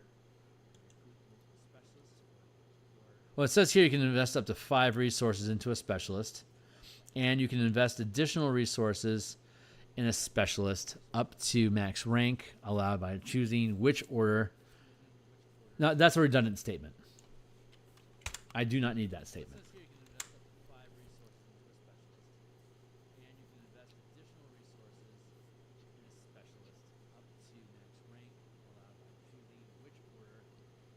Specialist examples. Example specialists. Specialist examples? Yeah, specialist examples. Let's get nitpicky. I think that answers the question. And then unique perk. Your guild. Blah.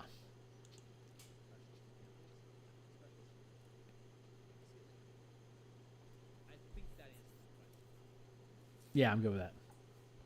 Why would you have more than one specialist? Oh, got it. Thank you.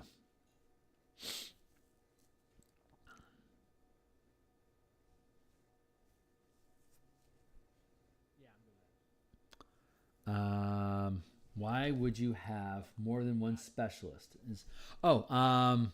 Because you can combine specialists to work together. A specialist rank cannot exceed the rank of a bastion. You can invest up to 5 resources. You can invest up to, technically we're calling resources points now, bastion points. You can invest, you can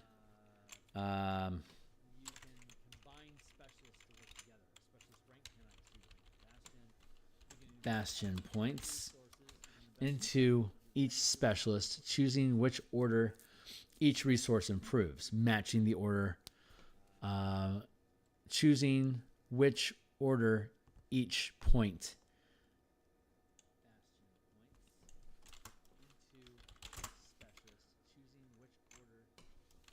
choosing a different order with each point. If you prefer.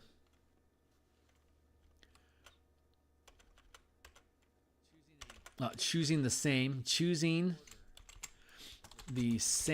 or a different order with each point.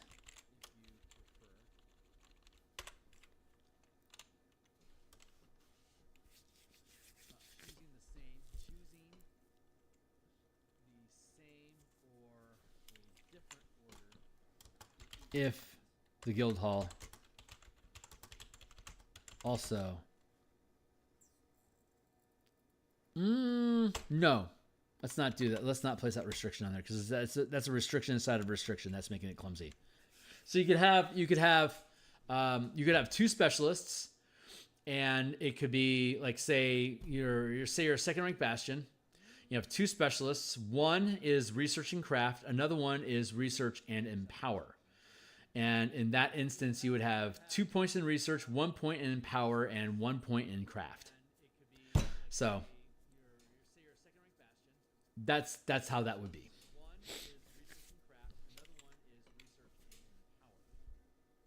It might you might decide instead just to put 2 points into a single specialist, and that specialist is truly specialized, Maybe it would be better. Maybe it would be more simple if we just had a specialist be involved in one, with one type of order. So there actually are a specialist.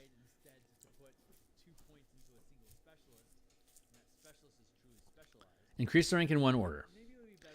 These are the orders that a guild hall can potentially increase. For recruit action equals your recruit is a specialist. You recruit a specialist skilled in the operation of a single facility. That was it. It was this of the facility is what we were looking at. Instead, I was coupling the specialist to the facility, not the order. I think I should deconstruct that and make it the specialist is skilled in the operation of a single order. There we go. That's going to simplify it. In a single order that is already in the operation of a single order.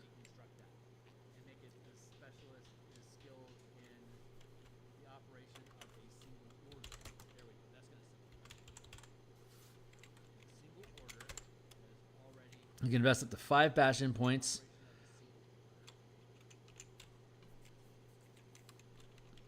Into a specialist.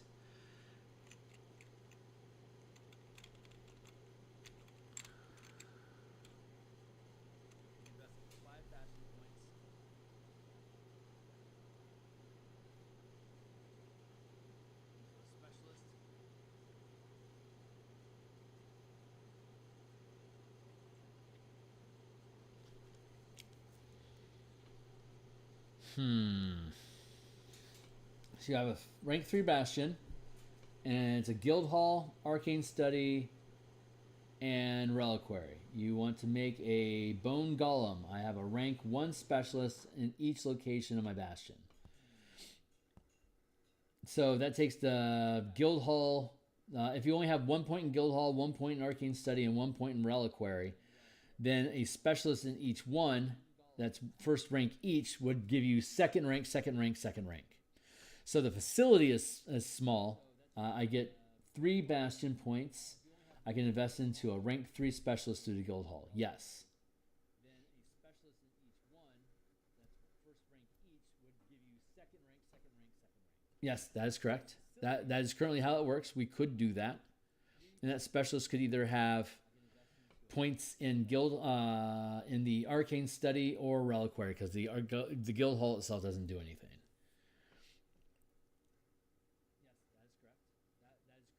I have a rank 1 Specialist for each location in my Bastion, which would be, in this case, the Arcane Study and the Reliquary, because the Guild Hall itself... no, because we can use the Guild Hall as part of the facility with all the materials in it. So that gets it's an alternate kind of catch-all.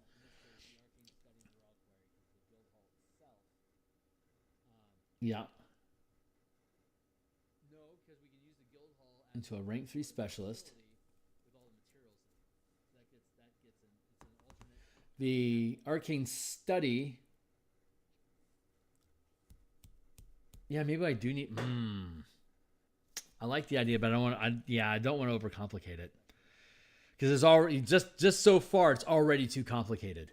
Just reading that says this is too complicated, so we need to simplify.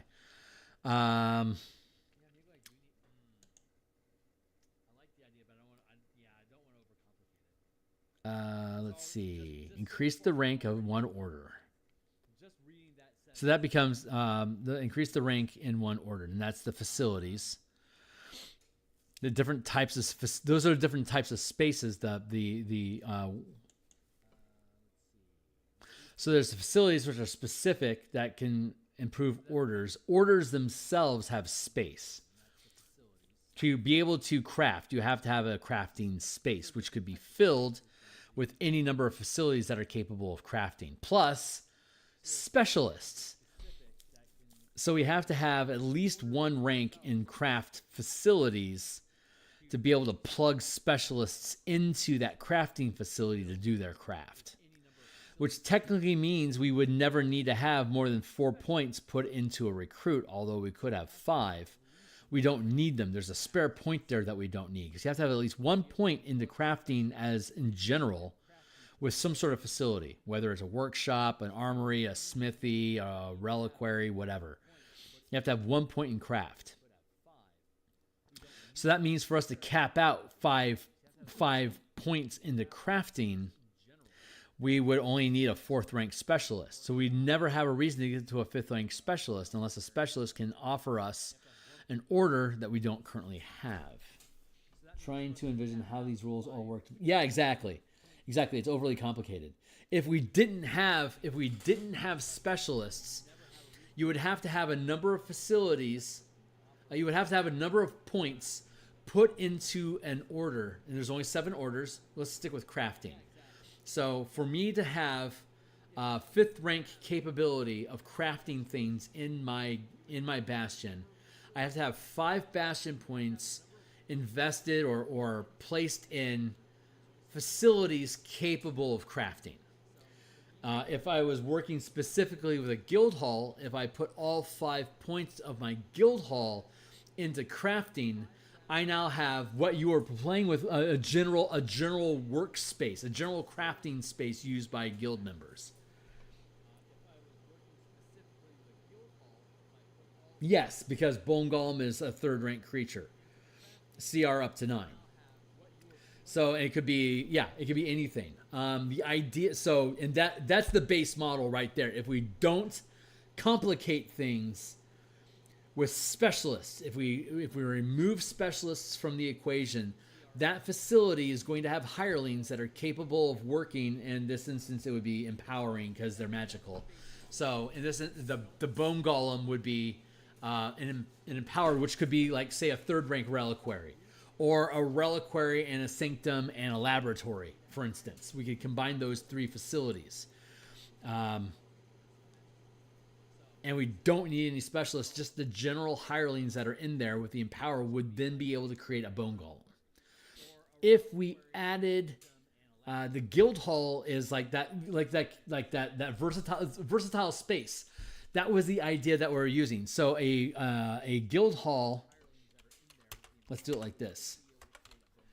Guild halls are versatile space equipped with the materials and tools needed to perform the needed for specific orders.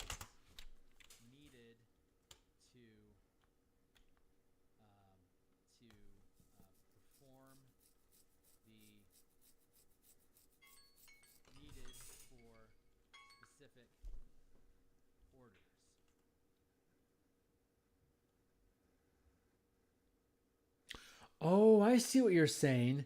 You're saying that if we had a 5th rank Bastion but only had 3 points worth of crafting in the Bastion, we're only operating at 3rd rank. So it'd be a D20 plus 3 plus D8 naturally. But if you hire a specialist with 5 ranks in crafting, then we'd be able to ramp the die up to a D12 while the Bastion bonus would only be a plus 3. So if I had a 3rd rank facility for crafting in a 5th rank Bastion, and I hired a 2 ranks worth of specialist, I could then roll a D12, and it still eats the 2 Bastion points to hire them, but they're only 2nd rank, which operates within the rank of the facility. Well, it's already a 5th rank facility. Is that what you're saying? I could combine specialist ranks with facility ranks, so I don't need to have... Yeah, that jives. That actually jives. Am I understanding correctly? If I had a 2nd rank specialist and a 3rd rank facility, if I had a 5th rank Bastion, I could combine the facility and the specialists to roll the D12, even though the Bastion... the Bastion would have a plus 5 because it's...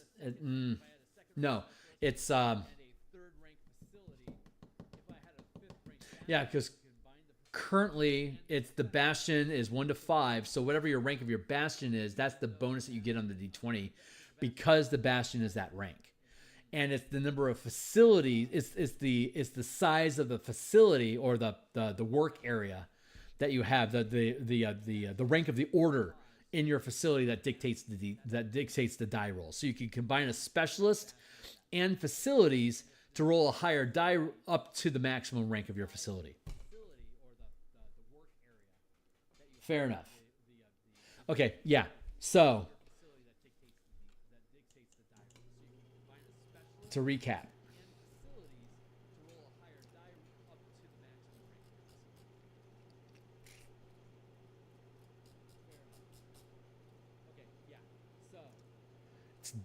When we're issuing an order, we're making a bastion check or a bastion dice. So if you have the number of resources that are invested in a particular order, that's the die roll that you roll, and that's the rank that it becomes. The rank of the guild itself is dictating. The rank of the guild itself dictates the numerical bonus. So it's a d20 plus rank plus die. The die is affected by how many points you have invested in a particular type of order. The flat bonus is created by the rank of the bastion itself, regardless of, like, you could have 1 point invested in crafting. A 5th rank facility, a 5th rank bastion could have 1 point in crafting, and you'd roll a d20 plus 5 plus d4. So but the more points you have the more points you put into crafting, the larger the facility has to become. If instead you invest in specialists, you could have a 2nd rank specialist in your 5th rank bastion with a 3rd rank facility, and now you're going to roll a d12 because your specialist plus your facility is 5. It combines to be 5. Or I could hire 2 specialists of 1st rank to be able to ramp up my dice. But it's still going to cost me 5 points. 3 for the facilities, and 2 points for either 1 or 2 specialists. Or I could hire 2 specialists of 1st rank to be able to ramp up my dice. But it's still going to cost me 5 points. So 5th rank facility is a level 2 guild hall and level 2 arcane study and one guild, reliquary, arcane study. That's 5 ranks. And so that means that you'd be able to roll a d12, and because the bastion is 5th rank, plus 5 to your d20. Your rank of your bastion also sets how large of a die you can have, regardless of how you get it. So you can get bastion dice from facilities or specialists, as long as you have a place for that specialist to operate in. That makes sense. I like that. I like that better. I like that. So that means that you would never need to have a specialist of 5th rank, because for them to be able to perform their order, to carry out their order in the first place, there has to already be a facility capable of performing that order. So I would only ever, like, a 1st rank facility and then a 4th rank specialist could sit in their little jail cell cracking out epic, legendary magic items, give them enough time.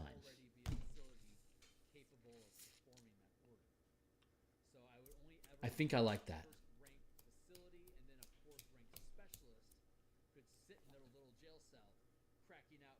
But I can hire a better specialist if I do Guild Hall 3, Arcane Study 1, Reliquary 1, because your Guild Hall rank is 3.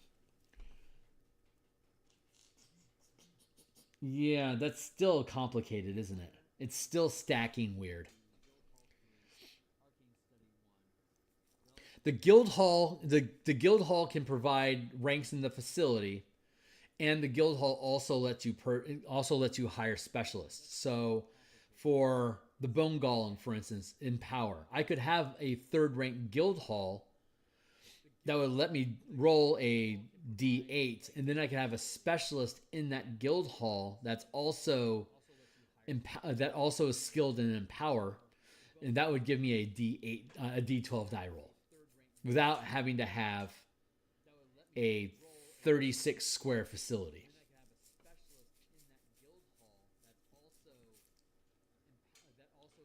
Go ahead. And this is going to be the last thing we do tonight.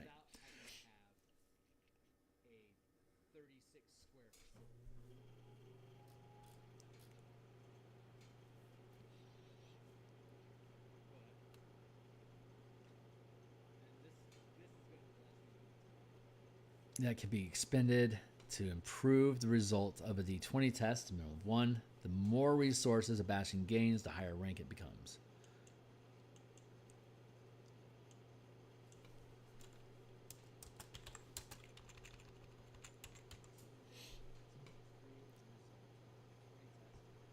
Yeah. Yep.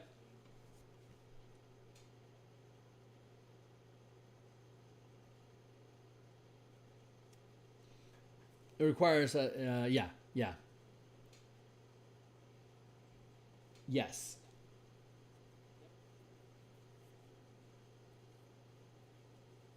Technically, it requires a particular rank in the order used to make that thing, whether it's crafting or empowering.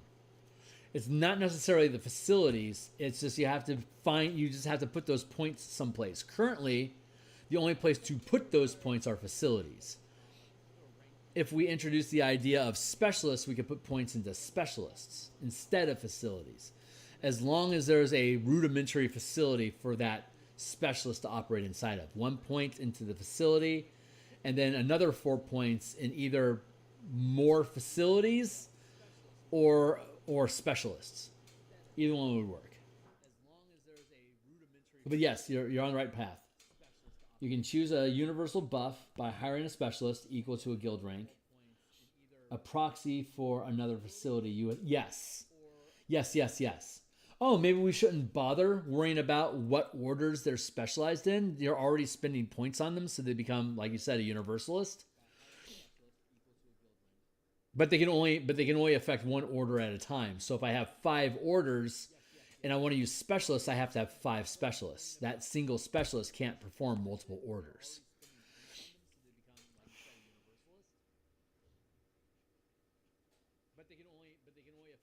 That might work. So the perk of the guild hall would be you get a specialist, and that specialist, it would make sense that the specialist would be skilled in a particular type of order, though. But the guild hall, you don't necessarily need to have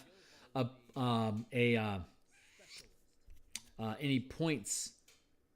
Like, I could have all my points in my guild hall assigned to crafting, while my guild hall could recruit an empowering specialist because it's a guild hall.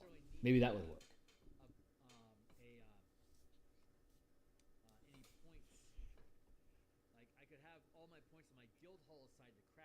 Okay, but we wouldn't specifically have to have points assigned to the guild hall to hire that specialist. A guild hall could be anything. So a guild hall can both improve facilities and provide recruits for you. So a guild hall, the guild hall would have to be assigned to us. Maybe we should make guild halls maintenance. Maybe guild halls shouldn't be assigned to any craft,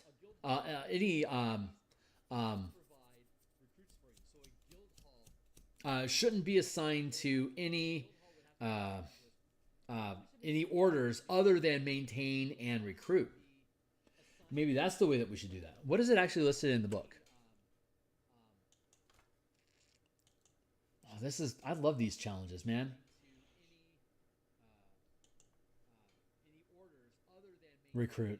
So we're recruiting specialists. Each guild hall rank grants 1 specialist. A specialist adds +1 to a single order. No more than 1 specialist can be assigned per order.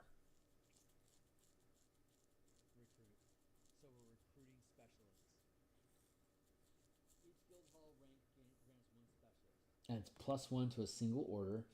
No more than 1 specialist can be assigned per order.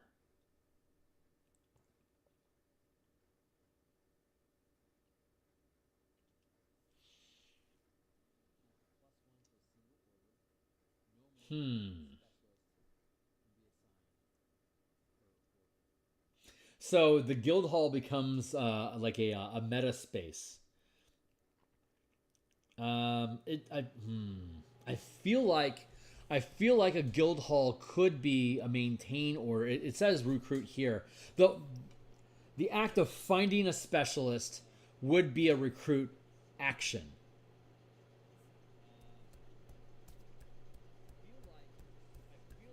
The recruit could the specialist could be specialized in any order, but only one order. And depending on the rank of your the rank of your guild, the rank of your bastion would dictate the maximum rank of a specialist that you could hire. I still feel like there's a gear missing. It's not quite connecting. Each guild hall rank grants one specialist. A specialist adds +1 to a single order.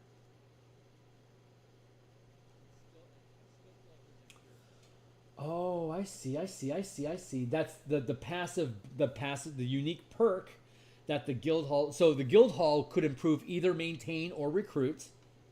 And as a recruiting action, your bonus perk is that you can hire specialists that are skilled in any one order, and each rank of specialist that you have, you could improve the die roll for that particular check.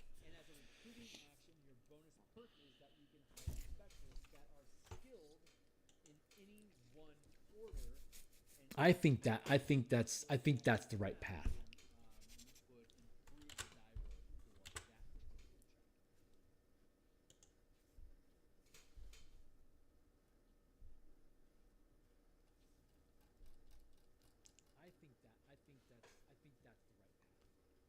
Yeah, so instead of the guild hall improving the orders, it's the specialists that you gain from the guild hall that help improve the orders.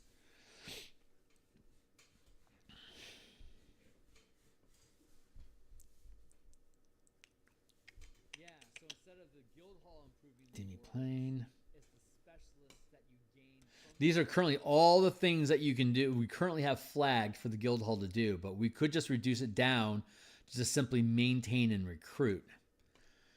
1, 2, 3, 4, 5, 6, 7. But a guildsman, a specialist could improve any order. I like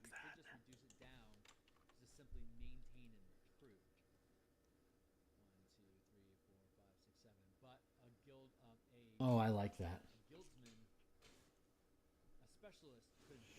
Yeah. And then, oh my god! And if your character stays at the facility, they can act as a specialist.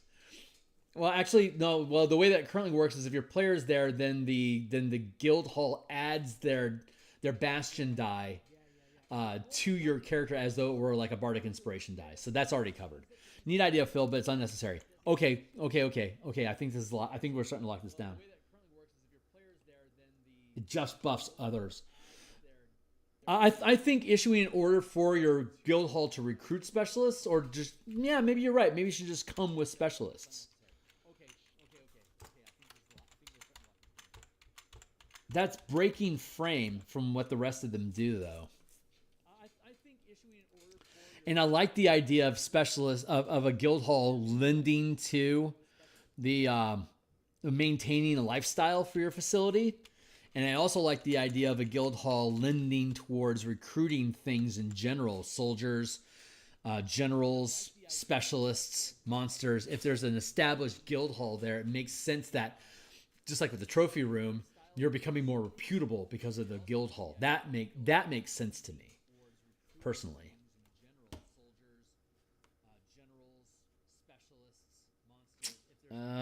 If we do that, it eliminates the guild hall from being a means of crafting. No, wait.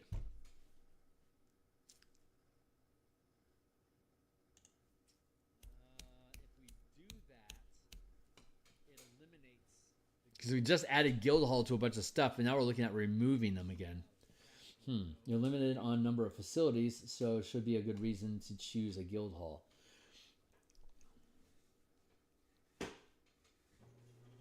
Hmm.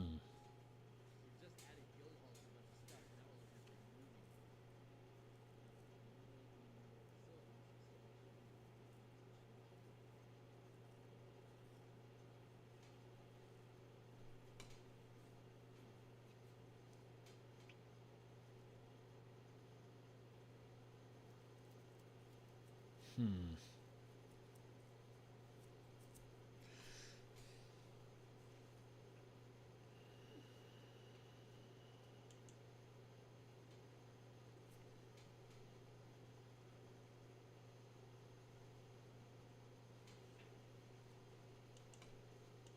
Well, yeah. Then we could have a guild. So a guild hall.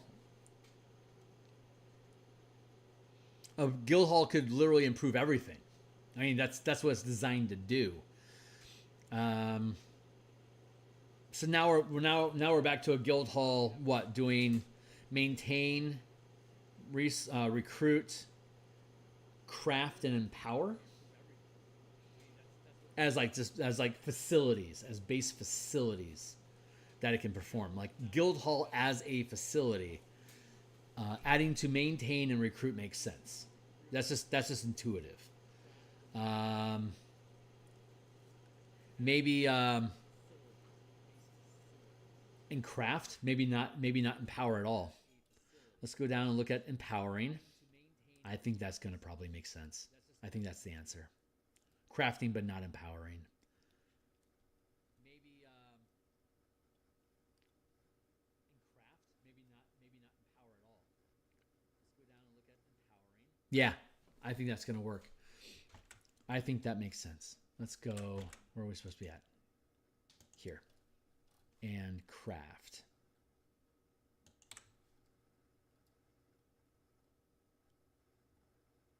Yeah, I think that's going to work. I think that is.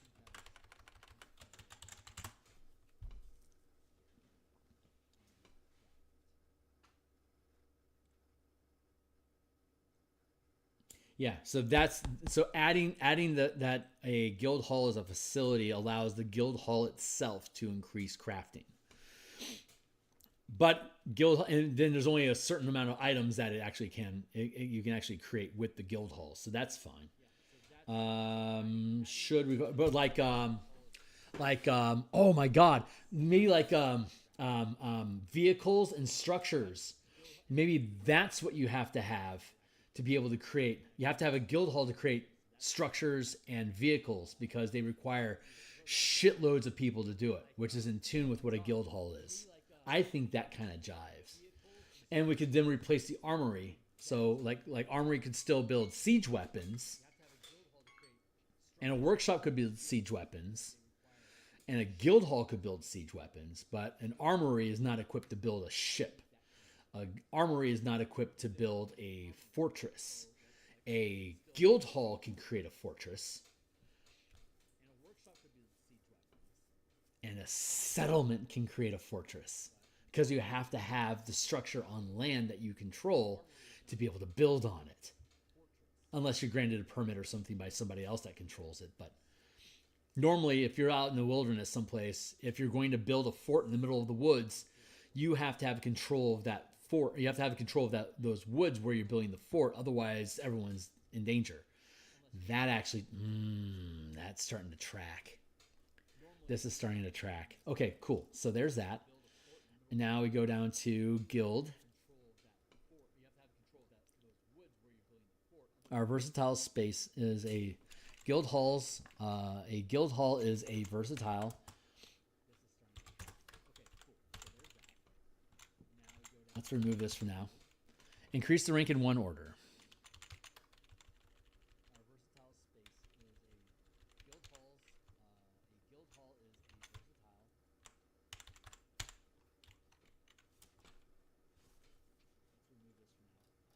Increase the rank in one order.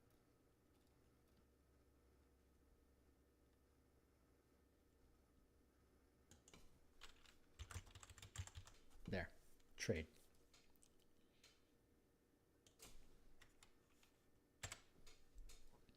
Because a trade guild is like that's a total Dune thing. I want that to be. So how many total facilities can I have at rank 5? At rank 5, you have as long as you keep having more, as long as you keep adding on, you have to have a minimum of 25 resources to be 5th rank. So you could have 7 resources, but not all of them are going to be at 5th. But if you continue to accumulate resources, you can continue to ramp up. You can get all of your orders up to 5th rank. It would require 35. It would require 35 resources to do it, one way or the other. And as soon as you get to 25 or more resources, you're considered 5th rank. A 4th rank facility can have anywhere from 16 to 24 points. If it has more than 24 points, it's now 5th rank. If you have less than 16, resources, you're less than. You would drop to 3rd or 2nd or 1st. If you have less than 16, you're not 4th rank. So that's like. So in a campaign where the guild, where the facility is gaining rank with the character's levels, then as soon as your character hits 5th level, they'll automatically get 9 resources, and then 9th level, 5th rank goes from like 5. 2nd rank facility is 5 to 8. So when you get to 5th level, you get a 2nd rank facility with 4 resources, and then it's because it's 1, 4, 9, 13. Sorry, fuck, my brain's dizzy. I'm dizzy.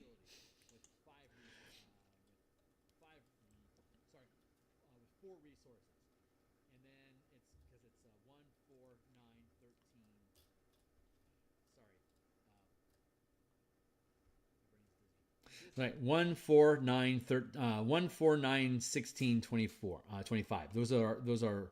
So as soon as I get 4, if it's a, if we're gaining ranks automatically when your characters gain level, at 1st level they have a 1st rank guild with 1 resource, and then we'll probably have to have a level up guide. There's 2 ways of doing it. Either you gain ranks that outrank your character's level, or the rank is gained when your character gains a level. And so we would then have to parse out how many resources do you have at different levels. So at level 20, like at level 17, which is when we can get access to 5th rank, we would have 25 resources. And then 17, 18, 19, 20, and then from 20th level on, you can just have unlimited resources. I don't like tying the rank of the facility to resources.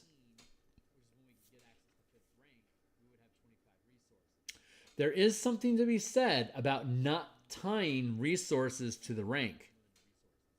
I don't like tying the rank of the facility. It just dictates how many resources can be invested. I think I have a blinder on. Why would I not be able to have a first rank Bastion that has 7 points invested to be able to have 1st rank in all 7 orders if I want to do so? So I think this resource bind is a bad idea. I can always add it back in if I need to. But I think removing the limitation, it's just, you can only put 4, if you have 3 ranks, if you have 3 resources put into crafting, you're operating as a third rank guild, or as a 3rd rank order. And my rank of the rank of my Bastion is dictating how many points can go into any particular order. I think that's a better way of doing it.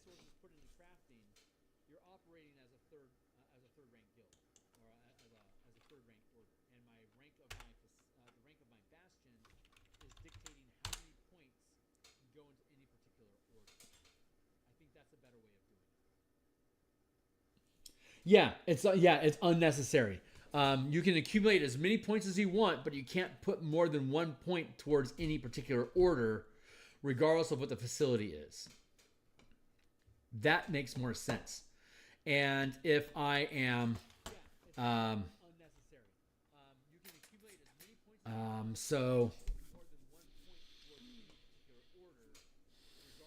yeah, this lessens bookkeeping. This feels better. 1 million plus 1 million here. Yeah, by removing that limitation. So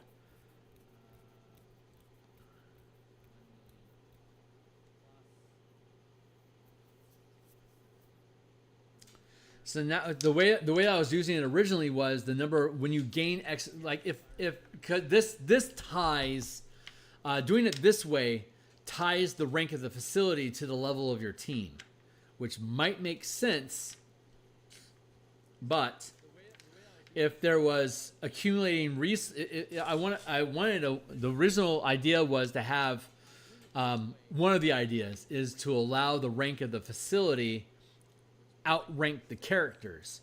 So your characters are basically, you could, no, that doesn't make sense. We should have a founder, and then the idea was you could have multiple teams of characters running around inside of your facility performing different tasks. And they don't all have, they could be like first level characters in a 5th rank Bastion, where you've like the Azorius Senate, for example, is a great example of a 5th rank Bastion. It spans the planet in different locations. So it would have, so a first level character could operate inside of the Azorius Senate as a member of the Azorius Senate, but you would have to be at least you have to have a renown. But that's a different thing. Basically like your character would have to be like basically level 17 or higher to be able to like be in command of the Azorius Senate, because you're not powerful enough as an individual. I guess that still tracks. It's so the I don't like tying it to level though. Like the idea of a 1/4 CR commoner is the new prince of the kingdom, and the kingdom is vast. It's a 5th rank settlement. It has huge resources available, but it only has a CR 1/4 creature commanding all those resources. So in that case, the rank is the bastion is outranking the commander of that bastion. In this system, this way tying the rank to your character's levels, you could still have characters running around inside of the facility. They're just not in command of it. The prince, the young prince of the kingdom,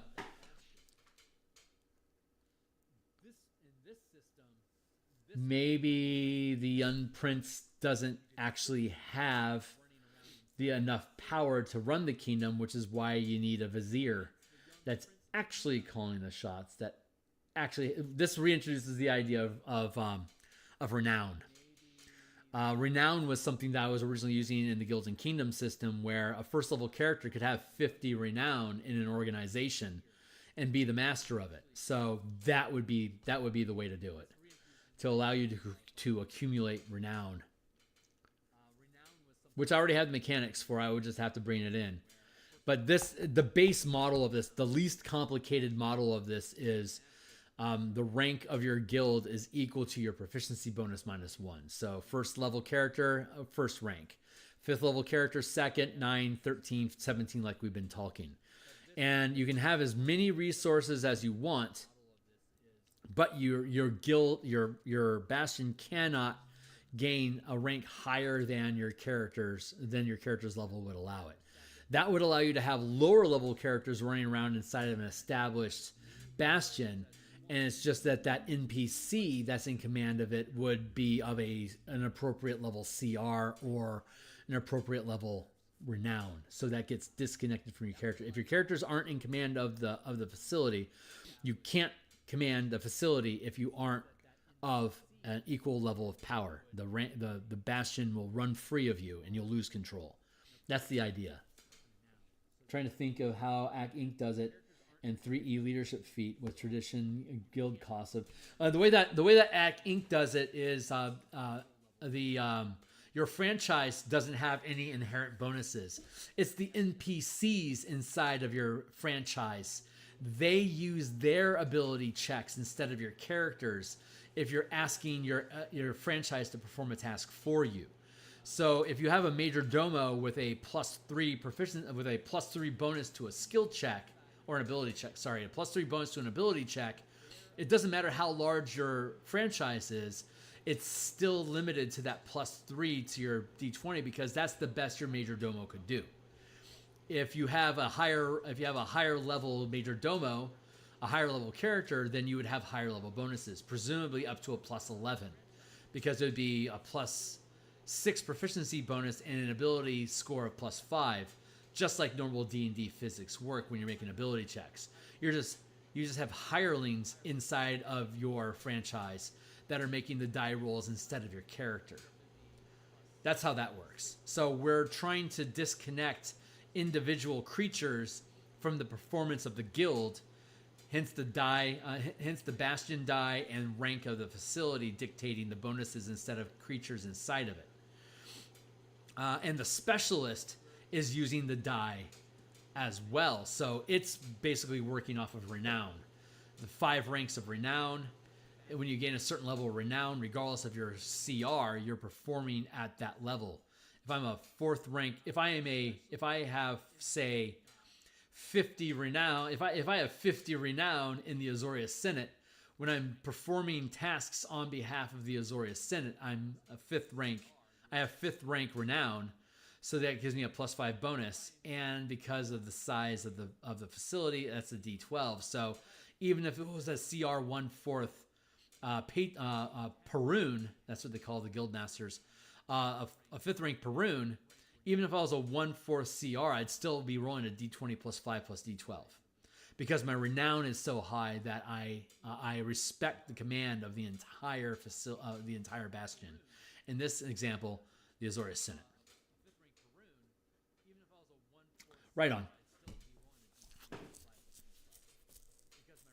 So I think I'm okay with decoupling the rank with the number of points for the rank. That just makes it more fluid, and it gives you more things to do with your goal. And when your character levels up, then your Bastion levels up with it. Points for the rank.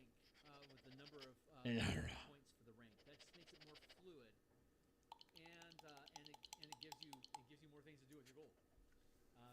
And when your character levels up, then I'm okay with that.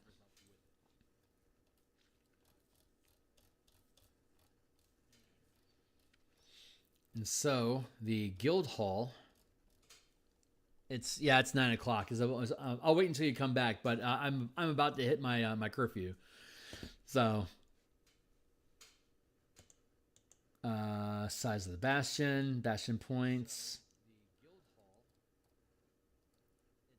9 o'clock. Order. I'm about to hit my curfew. So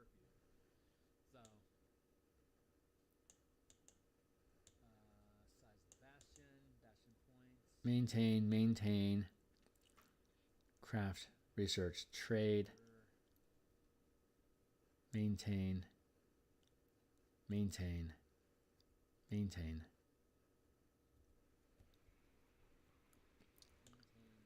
Maybe instead of theater maintaining, maybe theater should recruit. Oh, I like that.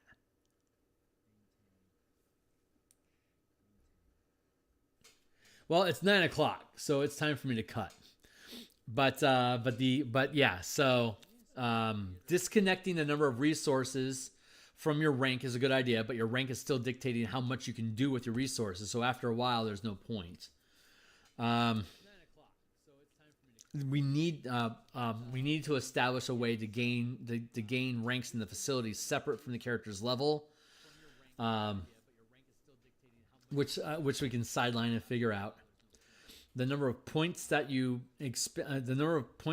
place in a particular order, you do so through either the facility or specialists that you have in a guild hall. Guild hall can advance, maintain, trade, recruiting, and crafting. When you have a guild hall, you can gain ranks. Now you can hire specialists, and the specialist you can have the specialist can add ranks to a specific order.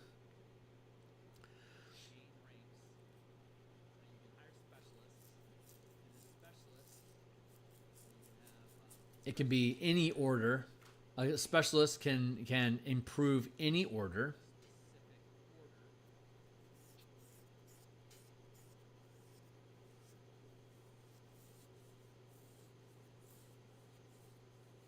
Up to the rank of the Bastion. It doesn't have to have an order associated with the guild. So I could have my guild hall be all maintain or all craft or all recruit. It doesn't matter. The guild hall contributes to the performance of the facility or the orders of the facilities as everyone else does. Its special perk then becomes hiring a specialist. And the specialist can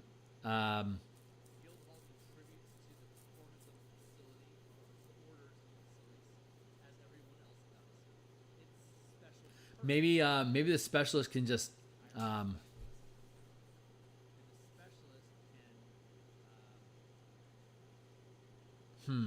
still thinking about it.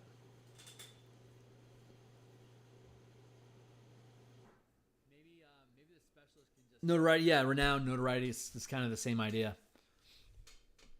The renown system is pretty resilient. It's in the Guildmaster's Guide to Ravnica. Basically, the more respect you have, or the more notable, the more famous you are, which is where renown basically is fealty and fame. It's a combination of both. The higher your renown gets, the more people in your guild know who you are, and the more they're willing to follow you. Like that's literally what renown does. And renown can be used among individuals as well as settlements and organizations. If it has more renown, it's more reputable. It commands more respect. So we could.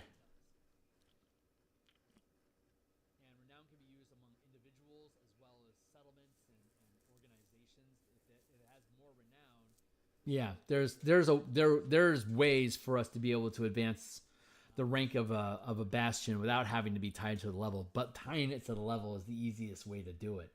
And so if I had 15 points as a first rank facility, as a first rank bastion, I can only put 7 of those points towards.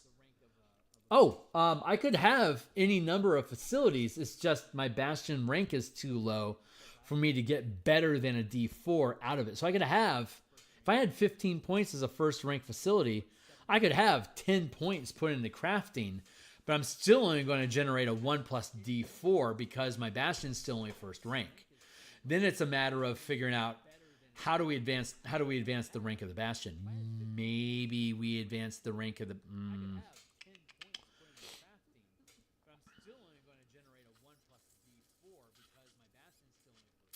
Still sussing that one out. Yeah. All right, that's my be done for the day, Phil. Renown equals settlement size, X growth orders plus Y resources plus Z settlement size equals bastion. Potentially.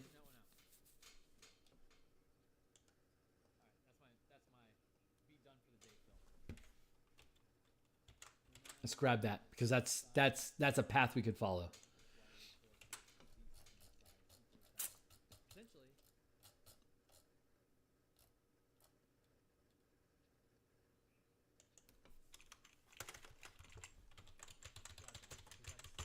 Gaining ranks.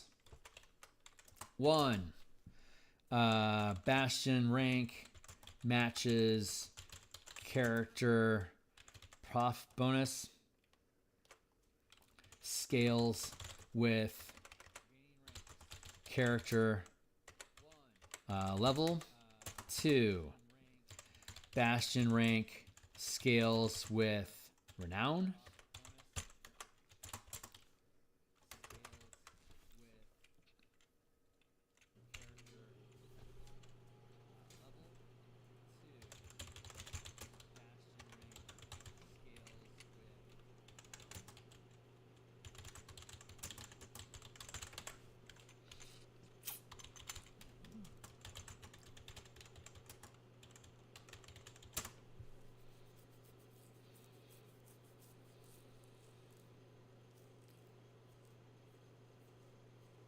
Both 1 and 2 don't care how many resources you have. It's just how well can you utilize the resources. But that would also allow you to potentially spend resources on all sorts of perks. If perks have resource value, that would allow us to have perks cost points. That's not crazy. Renown scales like levels, so that's independent.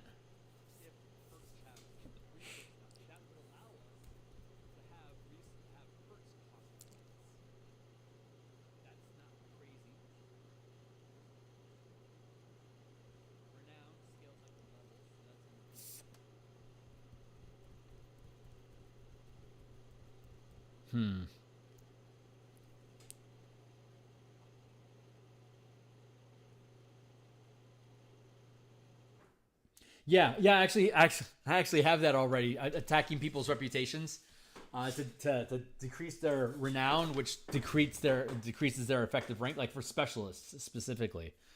Yeah, that's one of the things that we had developed. You were not. I actually have in my Discord server. I have a section called In Command, and it has a link to the original In Command document. And the In Command document, this is the squads and armies. That's the combat method. Here's the actual guild.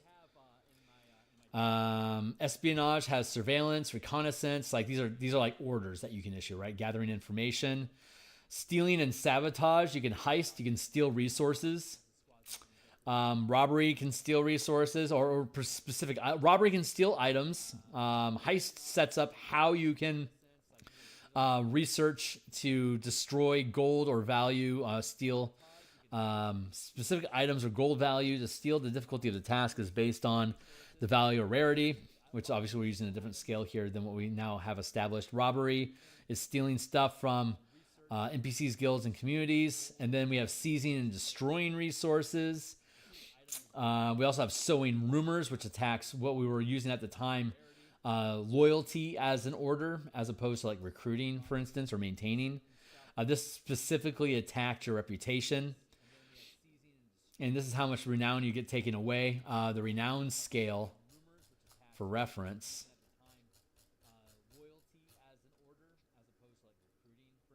Guilds,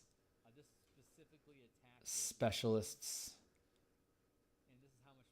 Where's my specialists?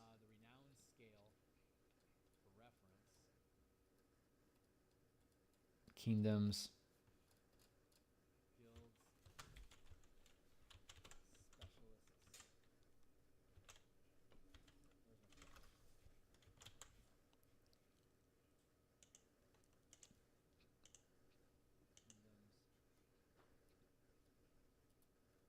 Here you go, specialists. CR, a specialist rank is either dictated by the character's level, the CR of the creature, or the amount of renown that they've accumulated. And we've since updated this, so it'd be 1 now. 1, 15, 27, 39, and 51. That's the rank of ability that you have. And if you attack somebody's renown, they lose ranks, so they become less effective at their duty. We could tie renown equals resources. This would be like 15 resources equals second. That would be like a shit ton of resources available. And we have means of accumulating renown over time invested, spent in the tasks that you're performing. That's one method of approach. This would be like 15 resources equals second. That would be like a shit ton of resources available. The Bastion system replaces this. So this is a much more bulky, unwieldy, clumsy mechanical idea. That's a lot more in depth than what the Bastion system is. The Bastion system is, I'm trying to keep it light and loose, and so far it's about as complicated as you could probably let it get inside of the Bastion system as it stands. But yeah, if you jump into my Discord, you can tool down to the bottom to the In Command section, and you'll find these documents there.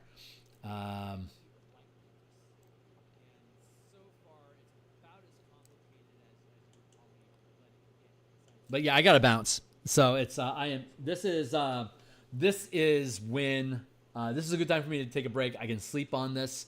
I think after I'm going to, I'll be back tomorrow morning to do artwork as usual.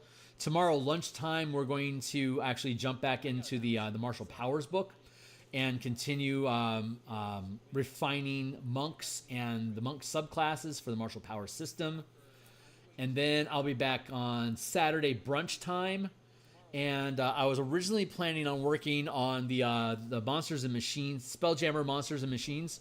But I might split my time between this and that. But I need time. I need downtime to let this. I know there's a solution here. I know we're gonna find it. But I need to sleep. I need sleep cycles for the solution to manifest.